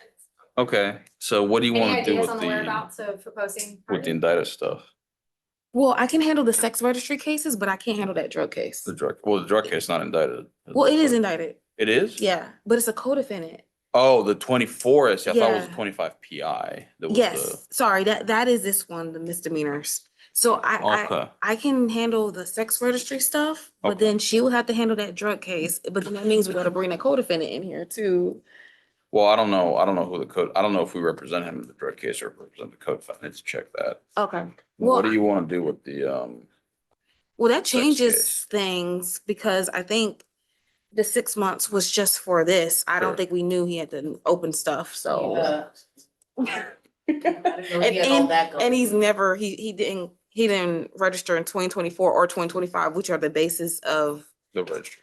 yeah. Yes, okay. So, I mean, what, do you have any idea what you're gonna do with them or? I mean, we can just do the probation revocation if you don't want to mess with all that. And then have him handle this Yeah, stuff. yeah, I remember. Okay, we Later could on. do, but, But okay. we can, if we can work something out. What does he want for this? Is he okay? Cause he's only been in for. Yeah, he'll take the 6 months, I think. Yeah. Okay, we can handle that, but then he has to go back to Carnicel to handle his open matters, cause I feel like Carnicel can do a global on all of his cases. Well, McAfee can too. We'll have to pull him, and then he'll have to pull that Cody. Right, right. That makes it a little tricky. Sure. Yeah, but if he wants to handle the revocation, 6 months, but if he's trying to do a global, I think we're just gonna do the revocation then, because it sounds like he's better off doing the global one part. yeah. Like because- the other stuff's in Carter sale too, right? Yeah, Okay. Yeah. That might be easier. okay, Yeah, just things. okay.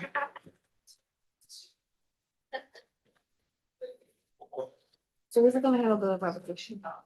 Just gonna handle the revocation. Okay. Let me double check that he's not conflicted out on any of these. Okay. Do you need that, guys? You want the indictment? I'm just gonna look him up Oh, by okay. name.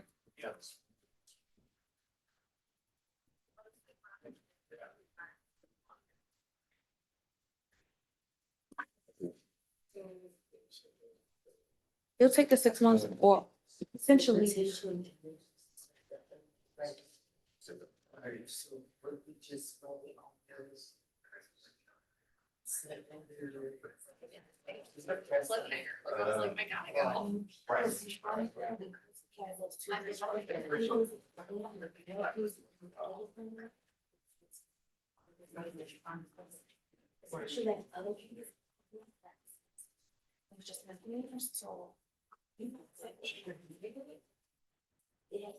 Probably get, once Ms. Connor gets here, I'm just gonna have her write this up. And then I'll go ahead and go back there and get him to sign. Okay, so indictment for. Yes. I mean, is he the last one? I can get him to sign when he gets brought out. I already explained. I know y'all wanna get him moving. But if you want to sign that, I'll sign it. So does he go separately? How's that? I don't know where it is. Cause I he's don't up. have it. Yeah, I didn't have. it. Yeah, he covered the guys. Okay. A few guys. Mostly, he's. Oh, you're good. Mostly, Were you, oh, that's my stuff. I was like, is that your bag? Terrence Stewart. I haven't had a chance to sign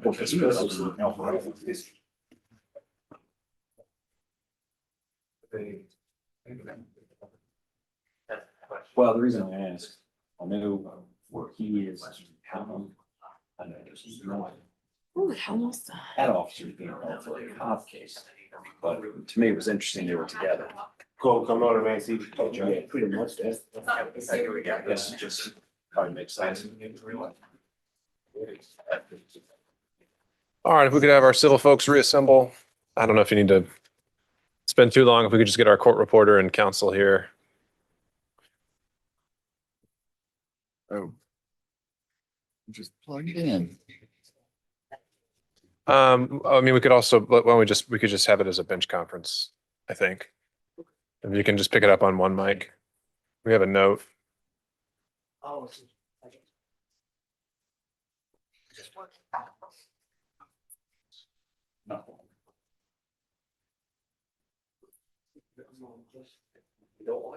And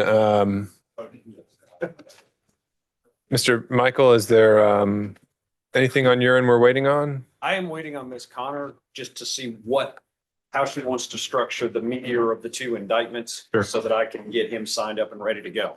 Understood. Just let me know when you're ready. And the one thing I would inquire about is, I understand we'd be deferring sentencing on the more serious matter. I wonder if there's any issue with just going ahead and finalizing the lesser one. Well, and I probably should wait till she's here, but I think her intention is to have that run consecutive to the bigger of the two indictments. So I Okay. think for purposes of Understood. sentencing, it makes sense to do them together. All right, gotcha. All right, well, let me know when y'all are ready. Thank you, sir. And I counsel, I think since we're not worried about the microphones, just you can come and speak into this one.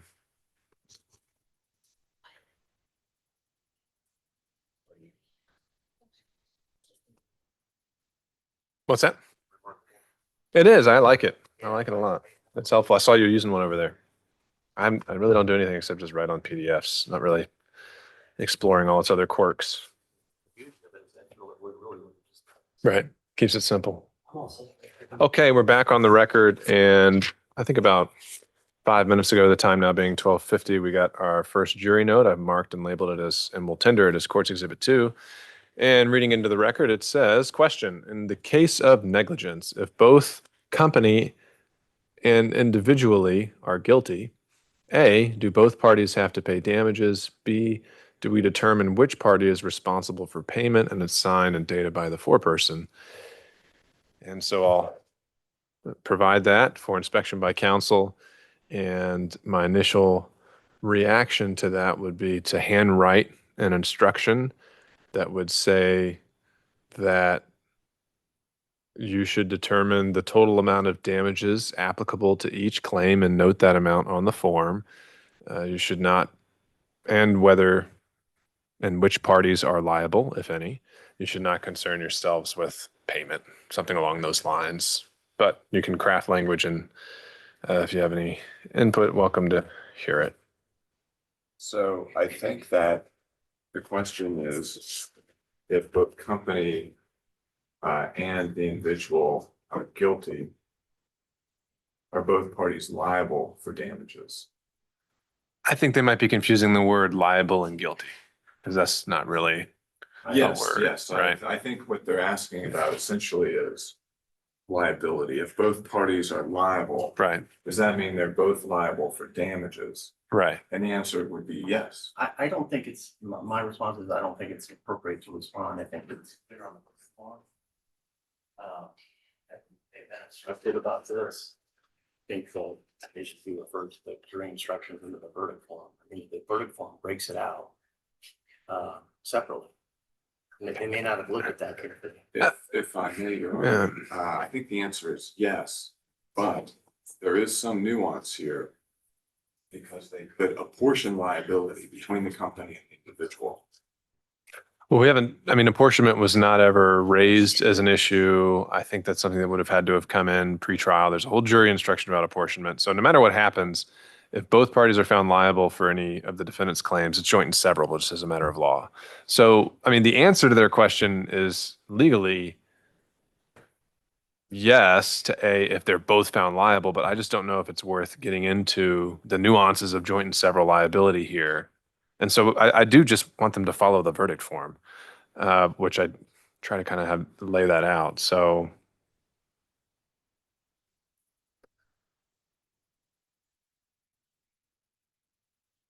I I don't know. I think they've asked a question of law and the answer is clearly yes, it is one. And that's probably the answer they should be given. Well, And here's they'll the- have. Which is to- a little unfinished. You know, If I Okay. could, Your Honor, my thinking on this is that the evidence is mixed on the issue of negligence. If it's a negligent act as a part of the written contract, unless they find some other duty that was breached outside of the contract, it can only be against the company, because that's the breach of contract. There's been allegations of things that were outside the contract. And so if it's outside the contract, then it could be against either or. Mr. Reynolds. that's a jury instruction that we've already sent them. Exactly. And this question, that's completely unresponsive to the question that's asked. The question is, if they're both liable, are they both liable for damages? And the answer to that is yes. All right. I think I'm just going to kind of redirect them here. And I would say I charge you that you should answer the questions as presented on the verdict form. That includes what claims, if any, each party is liable for, and the total amount of damages that flowed from each claim. All right. Very good. And I'll bring him in and tell him that. It's probably faster than me writing all that down.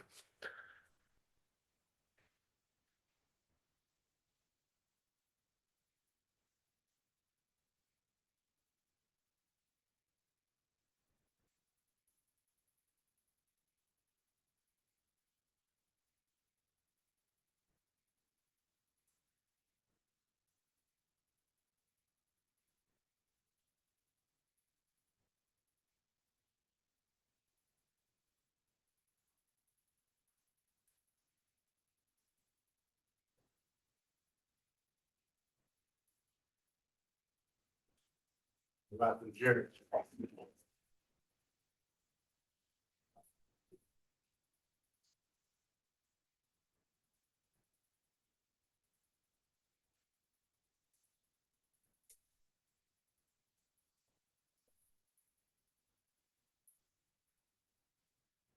Thank you, Deputy Scott. Please be seated, everyone. Members of the jury, we have received your question. And after conferring with the parties, I would charge you as follows and respond to your question in this way. I charge you that you should answer the questions as presented on the verdict form, and that includes what claims, if any, each party is liable for. And that also includes the total amount of damages that resulted from each claim, if any. And so with those instructions, please take those in the context of all the other instructions, and I place no greater influence on what I've just told you, in addition to everything else I've already told you. So with that, you may retire to the jury room. Jury. So.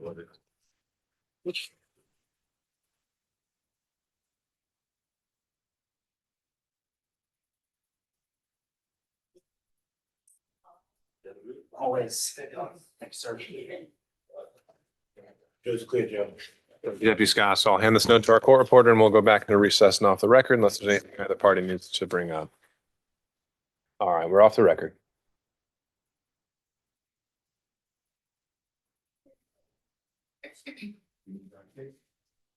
All right. On our table, but this table. We are clearing out of your way. Well, yours perfect. Mr. Danso? And you have someone who you think can translate for you? Okay. Let me get our other court reporter and we'll take that up next. Ms. Rutland, you're covering for Mr. Willingham on position 15. Mr. Danso? Yes. Okay. All right. Let me see if I can get our court reporter. She's on the way.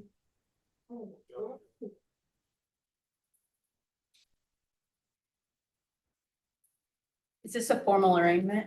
We'll find out Oh, together. okay, okay.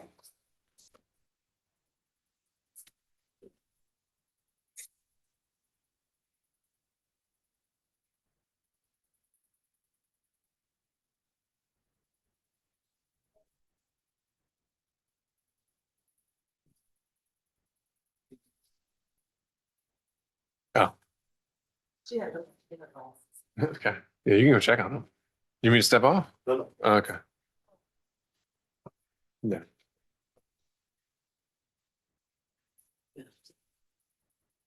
Well, I don't think you'll need to. They're firing now.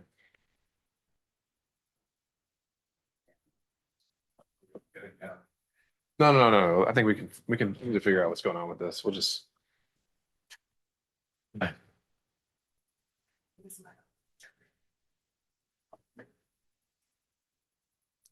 He said he was gonna meet with his client, do some stuff, and they're consecutive counts, so we can't work one out today.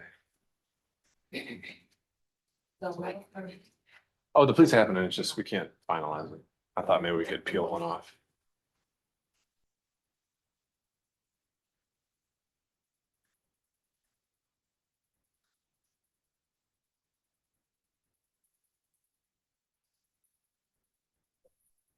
No, I need to confer with you because we start, the commission being gone for half the month, it starts getting kind of tight.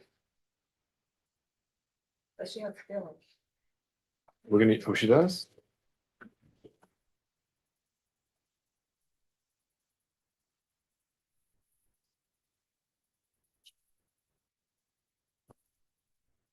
I can find this.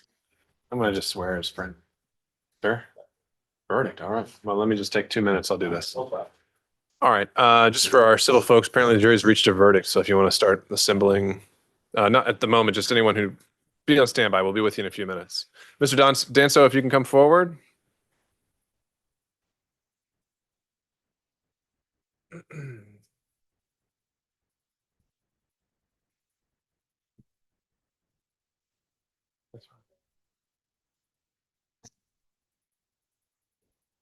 Well, I don't think it's gonna, we'll see, but I don't think it's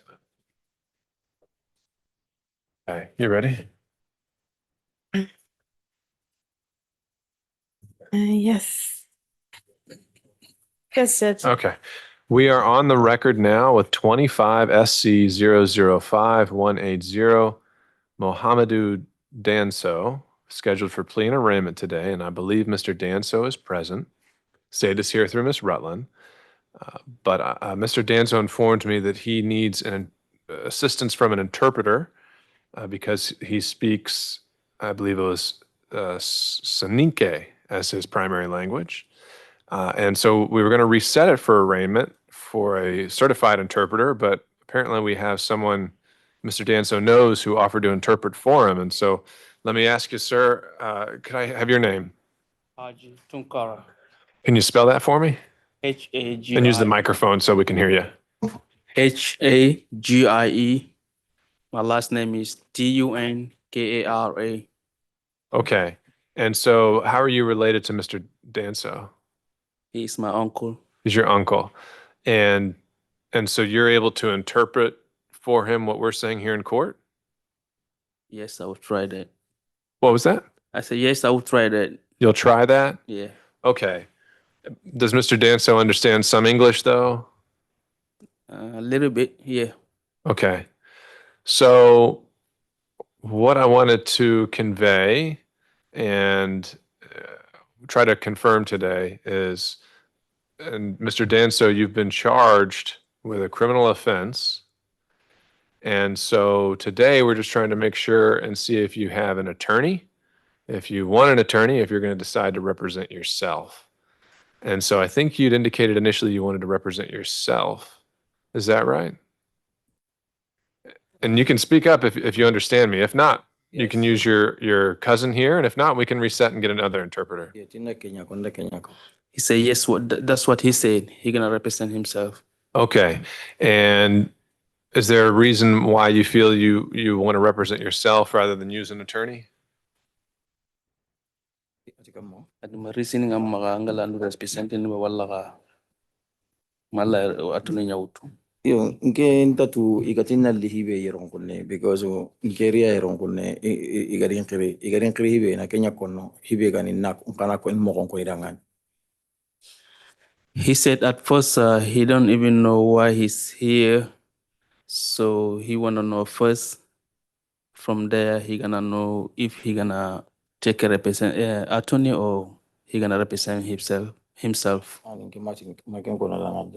Wondering. Hindi ko mating responsibility mato hibe ga yaron kunne ngari hibe yaron kunne ngana hibe gani kembe na diga hibe ngana nyam mo na ko na ngal kondo.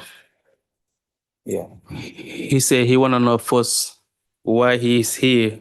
Okay. From there, he gonna know what's next. Sure. So I'm giving you a copy of the indictment. What that is that's the charging document that lists the crime that the state of Georgia says you committed. And so there's one count on there that you can read, and that's why you're here. And that's the charge they're talking about. That has the date and the offense, and it looks like an alleged victim. It's from 2021. Case 2021 So Yeah. Okay. Till lahat yun ngara hibe da bari. Cruelty to child. Basically.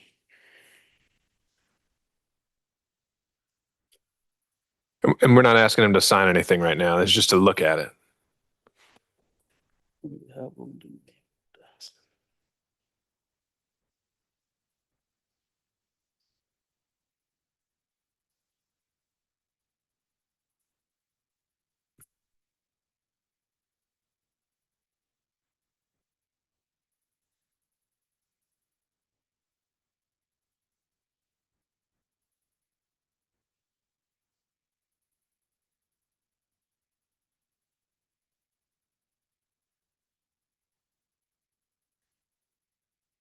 Yeah, ati Kenya. Nanti ko kasugere ki 2020 22nd day of November 2021. Nanti ko anda lemine nkatu ti belton. So lemine be wulunga makinye sino tamilo sebu. So ko kampa ira liti Kenya kesi ngayon ko na. Okay. Ti purhun na minna nantin kira leminen katu. Lemine uyunga makinye tamuro segwe. Yeah. He said he have seen the case right here, but what's the proof that he did? Okay. So what we do today is we don't really talk about the proof or the evidence. I don't know a thing about the case. I don't have any of the evidence. The state does. All we need to decide today is if you want to use an attorney or you don't. And so if you want to apply for the public defender to see if you're eligible, we can fill out some paperwork and see if you'd have a public defender. Otherwise, if you're wanting to still represent yourself, now that you have some idea of what this case may be about, maybe you recognize that name, you were probably arrested for this at some point, maybe you have some idea. And so knowing that, what this case is about, if you still want to represent yourself, I'm going to have to bring you back with a formal interpreter. I don't think I can have your cousin do that. He's doing a great job today, but I think that legally I need to have someone who's not related to you. Okay, fine. Ati kesi ke ho ikenda ho tano on state nya on kesi ke ka chance na magela na nya go na atoni ngutu ina represent anna wutu anga maleke anga ga gelanyi mega twa wutu kesi ke alla wa konno iyo so ga gelana lay atoni nya wutu na paper wo kunya da ban pour na wende Tinga twa wutu kesi ke no gondi. Kesi ke ribari nganya mo be ngatwa utano gondi. Because case Kenya November 2021 November case Kero de Peru Sasanaka mahoho to case Kia Kibare Nogondi. So Kenkinyanda after another step by step. He said he knows something about this case. He knows the date this case happened. So from that day up to today, he did not get any notification about this case. So okay, merely nirongo nengatina dismiss paper nkininga courtroom ke rongo 3 floor nga kinyono ngani iti our case kema story harsa appending tenyan case ke unitenyan. He said he come by himself right here to the 3rd floor to ask for a dismissal paper, that's when they told him that the case is still pending. Okay, so all I'm saying is today, there's just one question to answer. Does he want to apply for a public defender or does he want to represent himself? And tilengi ho tana kesi ke jopine kiyai. Imana public defender nyautuba wala ka anyi mena hoindini. Ko kembiran diga men daga kani. Gila anyi mega sikandu ya wala nga public defender. He said he gonna represent himself. Okay, all right, then we've got to have a longer conversation about that. You're going to get notice of your next court date in the mail, and we're going to have an interpreter for you on that date so we can go through all the dangers of self-representation because it's usually a terrible idea and never really works out well, but it's your right to do that. So we're going to have someone advise you of all that at our next court date, okay? You're free to leave. Ati all right. Kenny huenya ko long process ina kaiting ala katampo ina code data na kinang. Ka kenga adiga menga benyen. So kaketanyi mega wakilege yana danyi mega lu represent ni.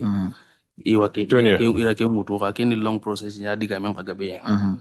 Yeah, we're going to take the verdict. So can Dora White public defender ke utu? Yeah. Agar nanti dengan tahu mana misumin. Iyo kakitang kondangan. All right, he can keep that, and we'll see you next time. We'll see you in a month. If you want to talk some more, you got to wait. All right, I'll get back to you. All right, if I can have our folks, you can retake the tables. Wait. You're free to go unless you have anything else. Yeah, he told me.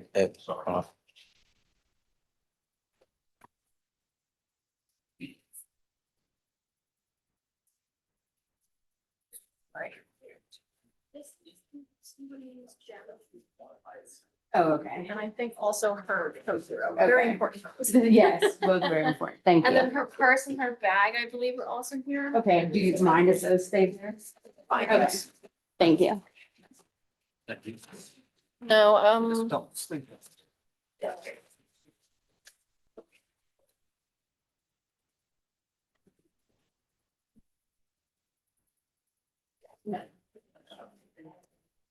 Ready to go? All right, we're back on the record. I've been informed by Deputy Scott that only a few moments ago, the jury has reached a verdict. And so is there any reason we cannot bring them out and publish the verdict this time on behalf of the plaintiff? No, Your Honor. All right, any reason on behalf of the defense? No, Your Honor. All right, and I'll advise all those in attendance that if anyone feels that they would have any kind of emotional reaction to whatever the verdict could be, that they should step out at this time and hear it over Zoom. Otherwise, I'll be asking the bailiffs to immediately escort you out. If we could bring in the jury.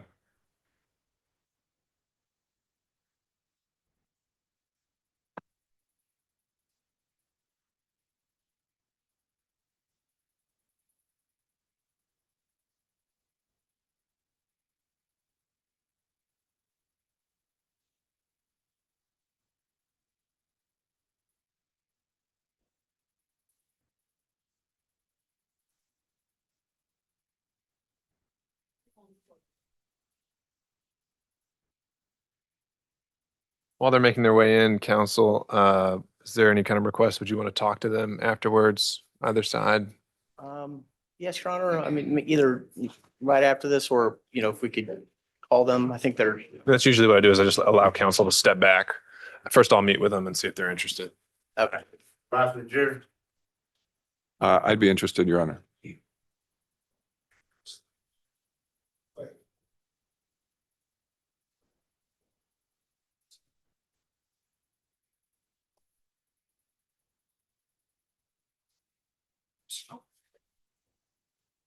Thank you, Deputy Scott. Please be seated, everyone. Members of the jury, I've been informed that you have been able to reach a unanimous verdict. And so I'd ask the foreperson to identify themselves by jury number. Juror number 5. All right, so juror number 5, have you reached a verdict? Yes, we have. And was it unanimous? It was unanimous. And has that verdict form you provided to you been filled in, signed, and dated? It has. All right, if you could hand that to Deputy Scott so I can inspect the form of the verdict.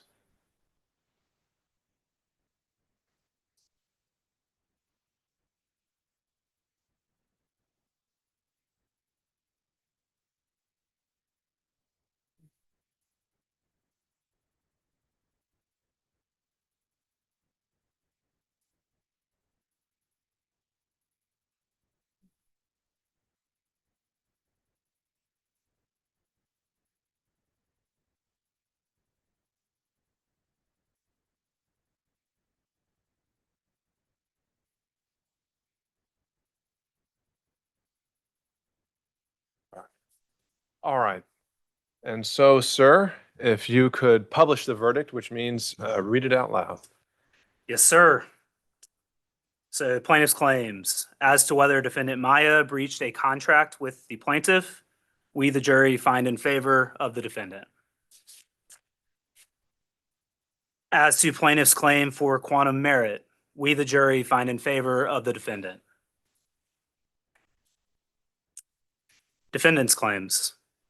As to whether the plaintiff breached a contract with the defendant, we, the jury, find in favor of the plaintiff.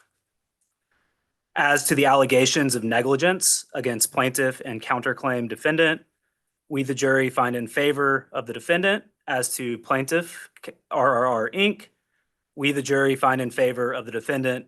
As to counterclaim defendant Simon Reynolds. If you found in favor of the defendant, what damages, if any, do you find for the defendant? The damages equate to $5,000.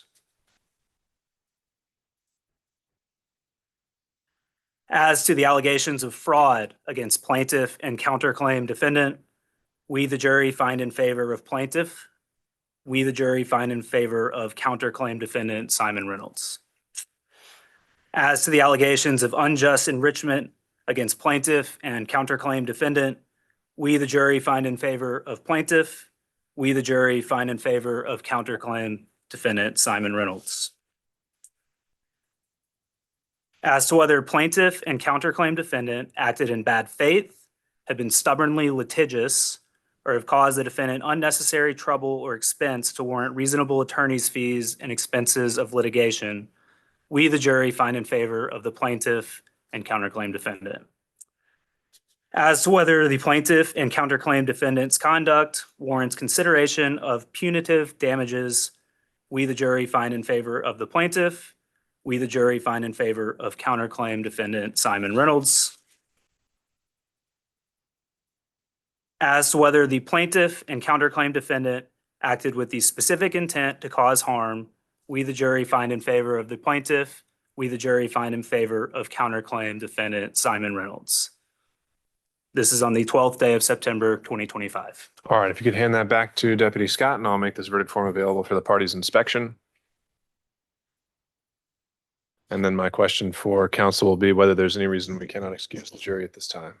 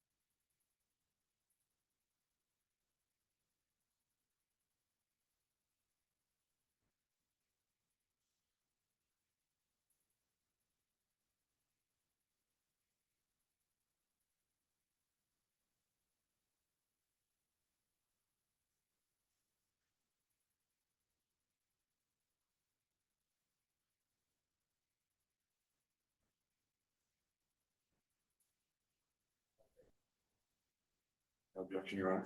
All right, members of the jury, at this time, that concludes your service. And so all of those restrictions I had placed upon you about discussing the case are lifted. I know oftentimes counsel want to speak to you to know what went into your decision and hear feedback. And so I'm going to step back to thank you all in just a moment, and then I'll allow counsel to come back and do the same. And at any point, if you want to speak to anyone about the case afterwards, it's up to you. But if you have any need for any further excuses as well for work or anything else, we'll arrange that for you. But otherwise, it's with the thanks to this court that you are excused. Thank you so much for your time.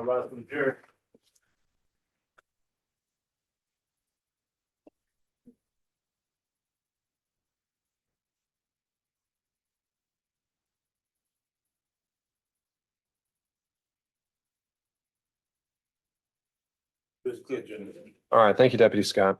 All right, counsel, unless there's anything else to take up, I believe that we would plan to have a final judgment entered at some point by the end of next week, unless council have motions they anticipate wanting me to consider here before I would final that. So I'll just let you all follow up. And if I don't hear anything by next Friday, I'll just go ahead and final a final judgment summarizing this verdict form. Is there anything else we need to have on the record for today on behalf of the plaintiff? No, Your Honor. All right, anything on behalf of the defense? No, Your Honor. All right, take care, everyone. We're off the record. This matter is adjourned. Thank you. Thank you, counsel. Thank you all. Yeah, take care.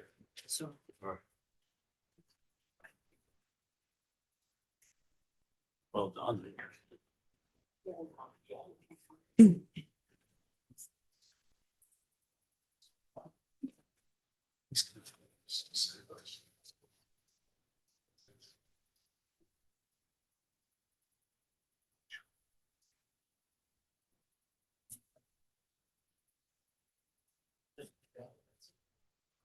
I hear you.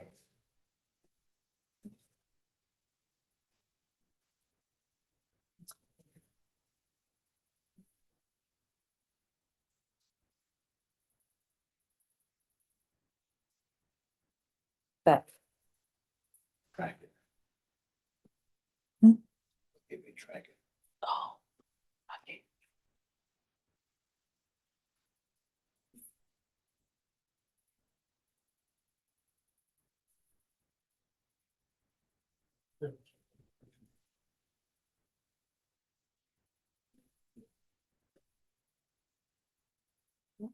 We also gonna hold off on the transfer. Yeah, I will hold off, yes. we'll hold off. I thought we were. You all have my contact info, feel free to reach out. Actually, did you give that to Katie then, or I usually, do you have a card? Can I just get another one in case, or? Or do you- Yeah, she's actually emailed me and she. Okay. Okay, great, thank you. Attorney fees for those things.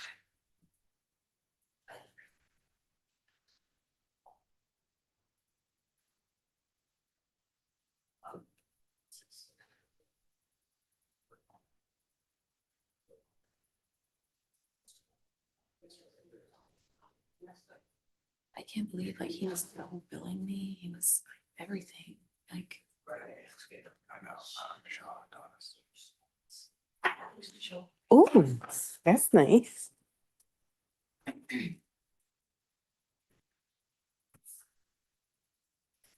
I know where I'm gonna be next week. Right here. Huh?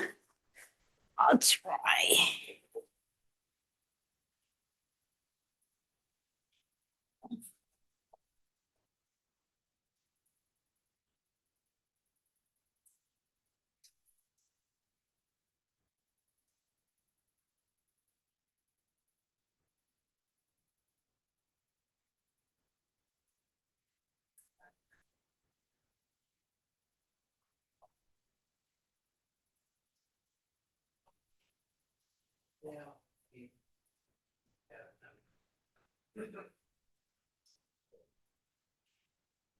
Do they pay for your trip? So we do this, isn't it? Well, he and I can go talk to the jury still. Oh. I might do that just to get feedback.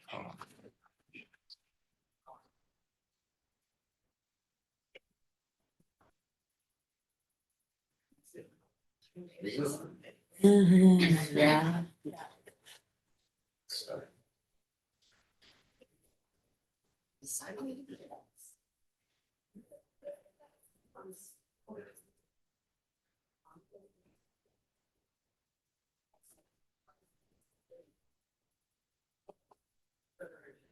I don't know, I think.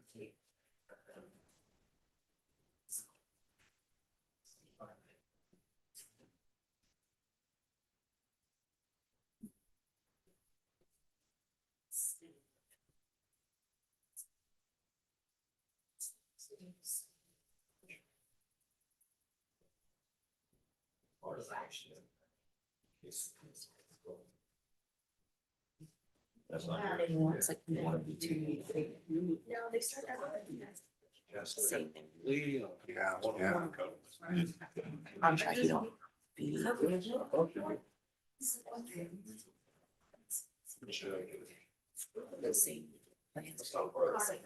Yeah. I just don't know if that was the decisive factor. I know, but that's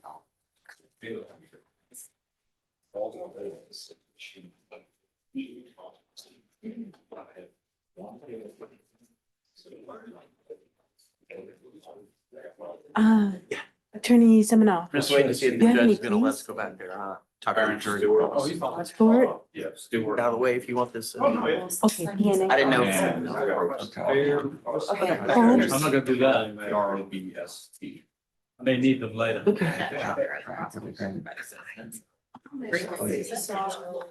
I don't see, I said that to him when we walked in. I was like, our computer says defendant. I've only been practicing law 25 years. I've never gotten that straight. Actually. Well, the back of the computer, I don't know, because I saw the computer on the back has like a label that says like defendant's computer. And I was like, huh. He's contrary. We would have sat over there if you'd asked. Yeah, you could have yelled at us day one and then like yelled. Civil stuff. No. But if it It was. was only like $5,000. It wasn't. We didn't know. Put on that strategic. It's not gonna be the next time. Well, mine. I've never seen it before in my life. But so, Chris and I will get back on They filed what, this. I actually left. We'll get to the kind of what drove it. So I'd be really interested to hear that. And then one of them. That's why we're Told you what? Oh, alcohol was paralegal. Oh, because of that drink comment. Yeah. When she said the other day. Cause I was like, I don't drink during the week, only on the weekends. Not today. You know, If you sit. Okay, so. How should you? Well, because the other element of that is because it's public domain, and I guess she was to do No, it. I'm glad he can show this trial, but he's. Well, what's the video from public comment? right in anyway. They knew. I already forgot the two you told me. I know it's Probus. Probst and Stewart. Stewart, okay. Negligence. Can't do that. No, this is just. And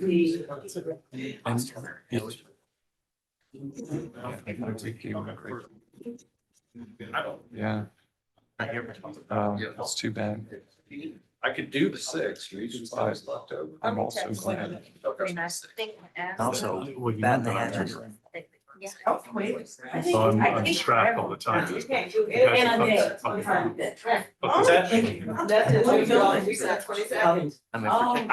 I may not be. Oh, well, by talking to her.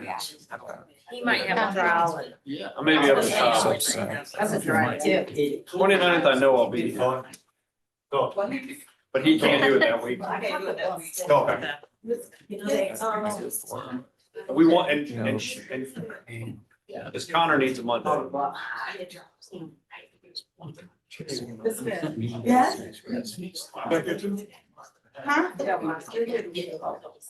Thank you. Thanks so much. Thank you. Safe travels, man, wherever you're off to. Cheap flights to Mexico City right now, 236.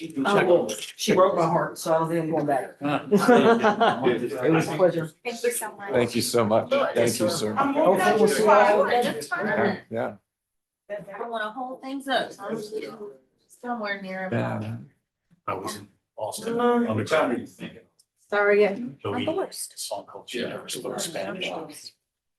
And Oh, okay. I'm getting it. That makes played, he was in my bank. Well- But it's always up for her. For her. Okay. Well, she can just like. Oh. So we. I gotta go. Officer Kuzu, he's talking to you.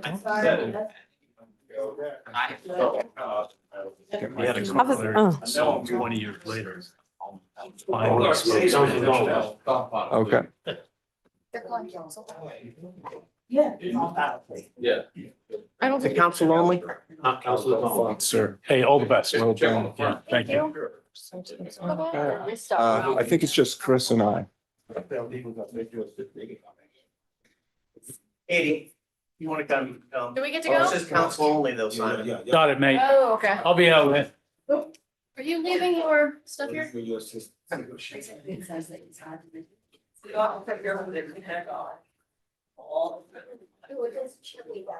Thank you, man. Well, I got overstepped. You said the. No, no. Fine. He's like, on this thing. The sixth, that Monday. Let him decide, because he's on another trial. Oh, But- But as far as the time and all that, so don't ask yet. okay, let me wait. No, it's the week of the 22nd is it, but Okay. 29th is totally out. But the 6th could work. The 6th could work for you, Kelsey? Yes, I believe so. Okay. We should be fine. I just wanted to confirm with them. Okay.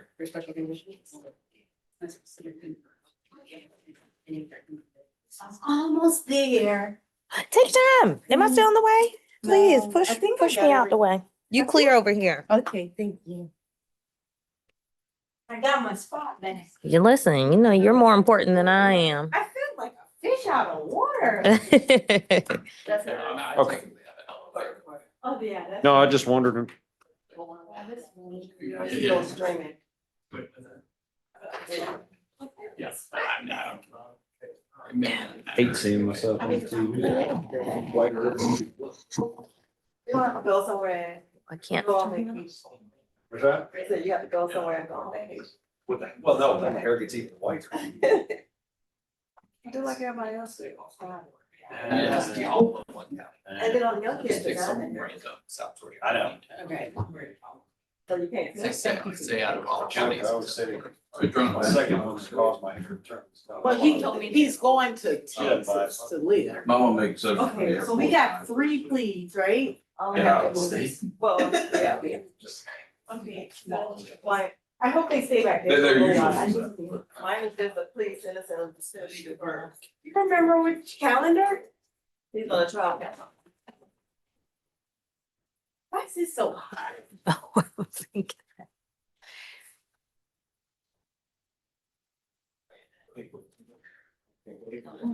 I need.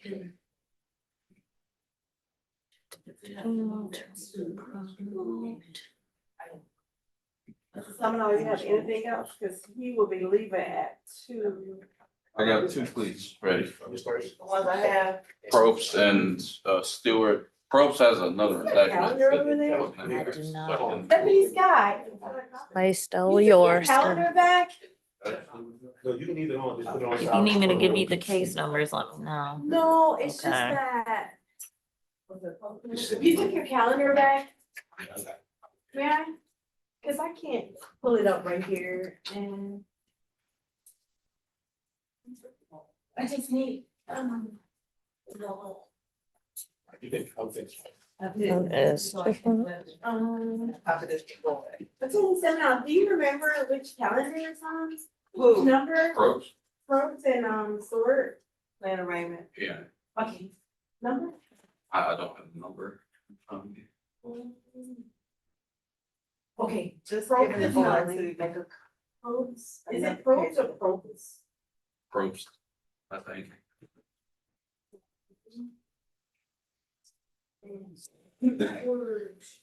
What's up?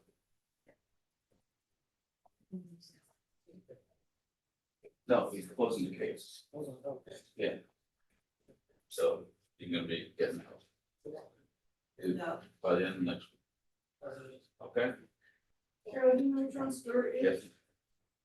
They're gonna bring him out if you want. Okay, Keep yeah, hanging around. right, yeah. Yeah. And one more to do. None and then.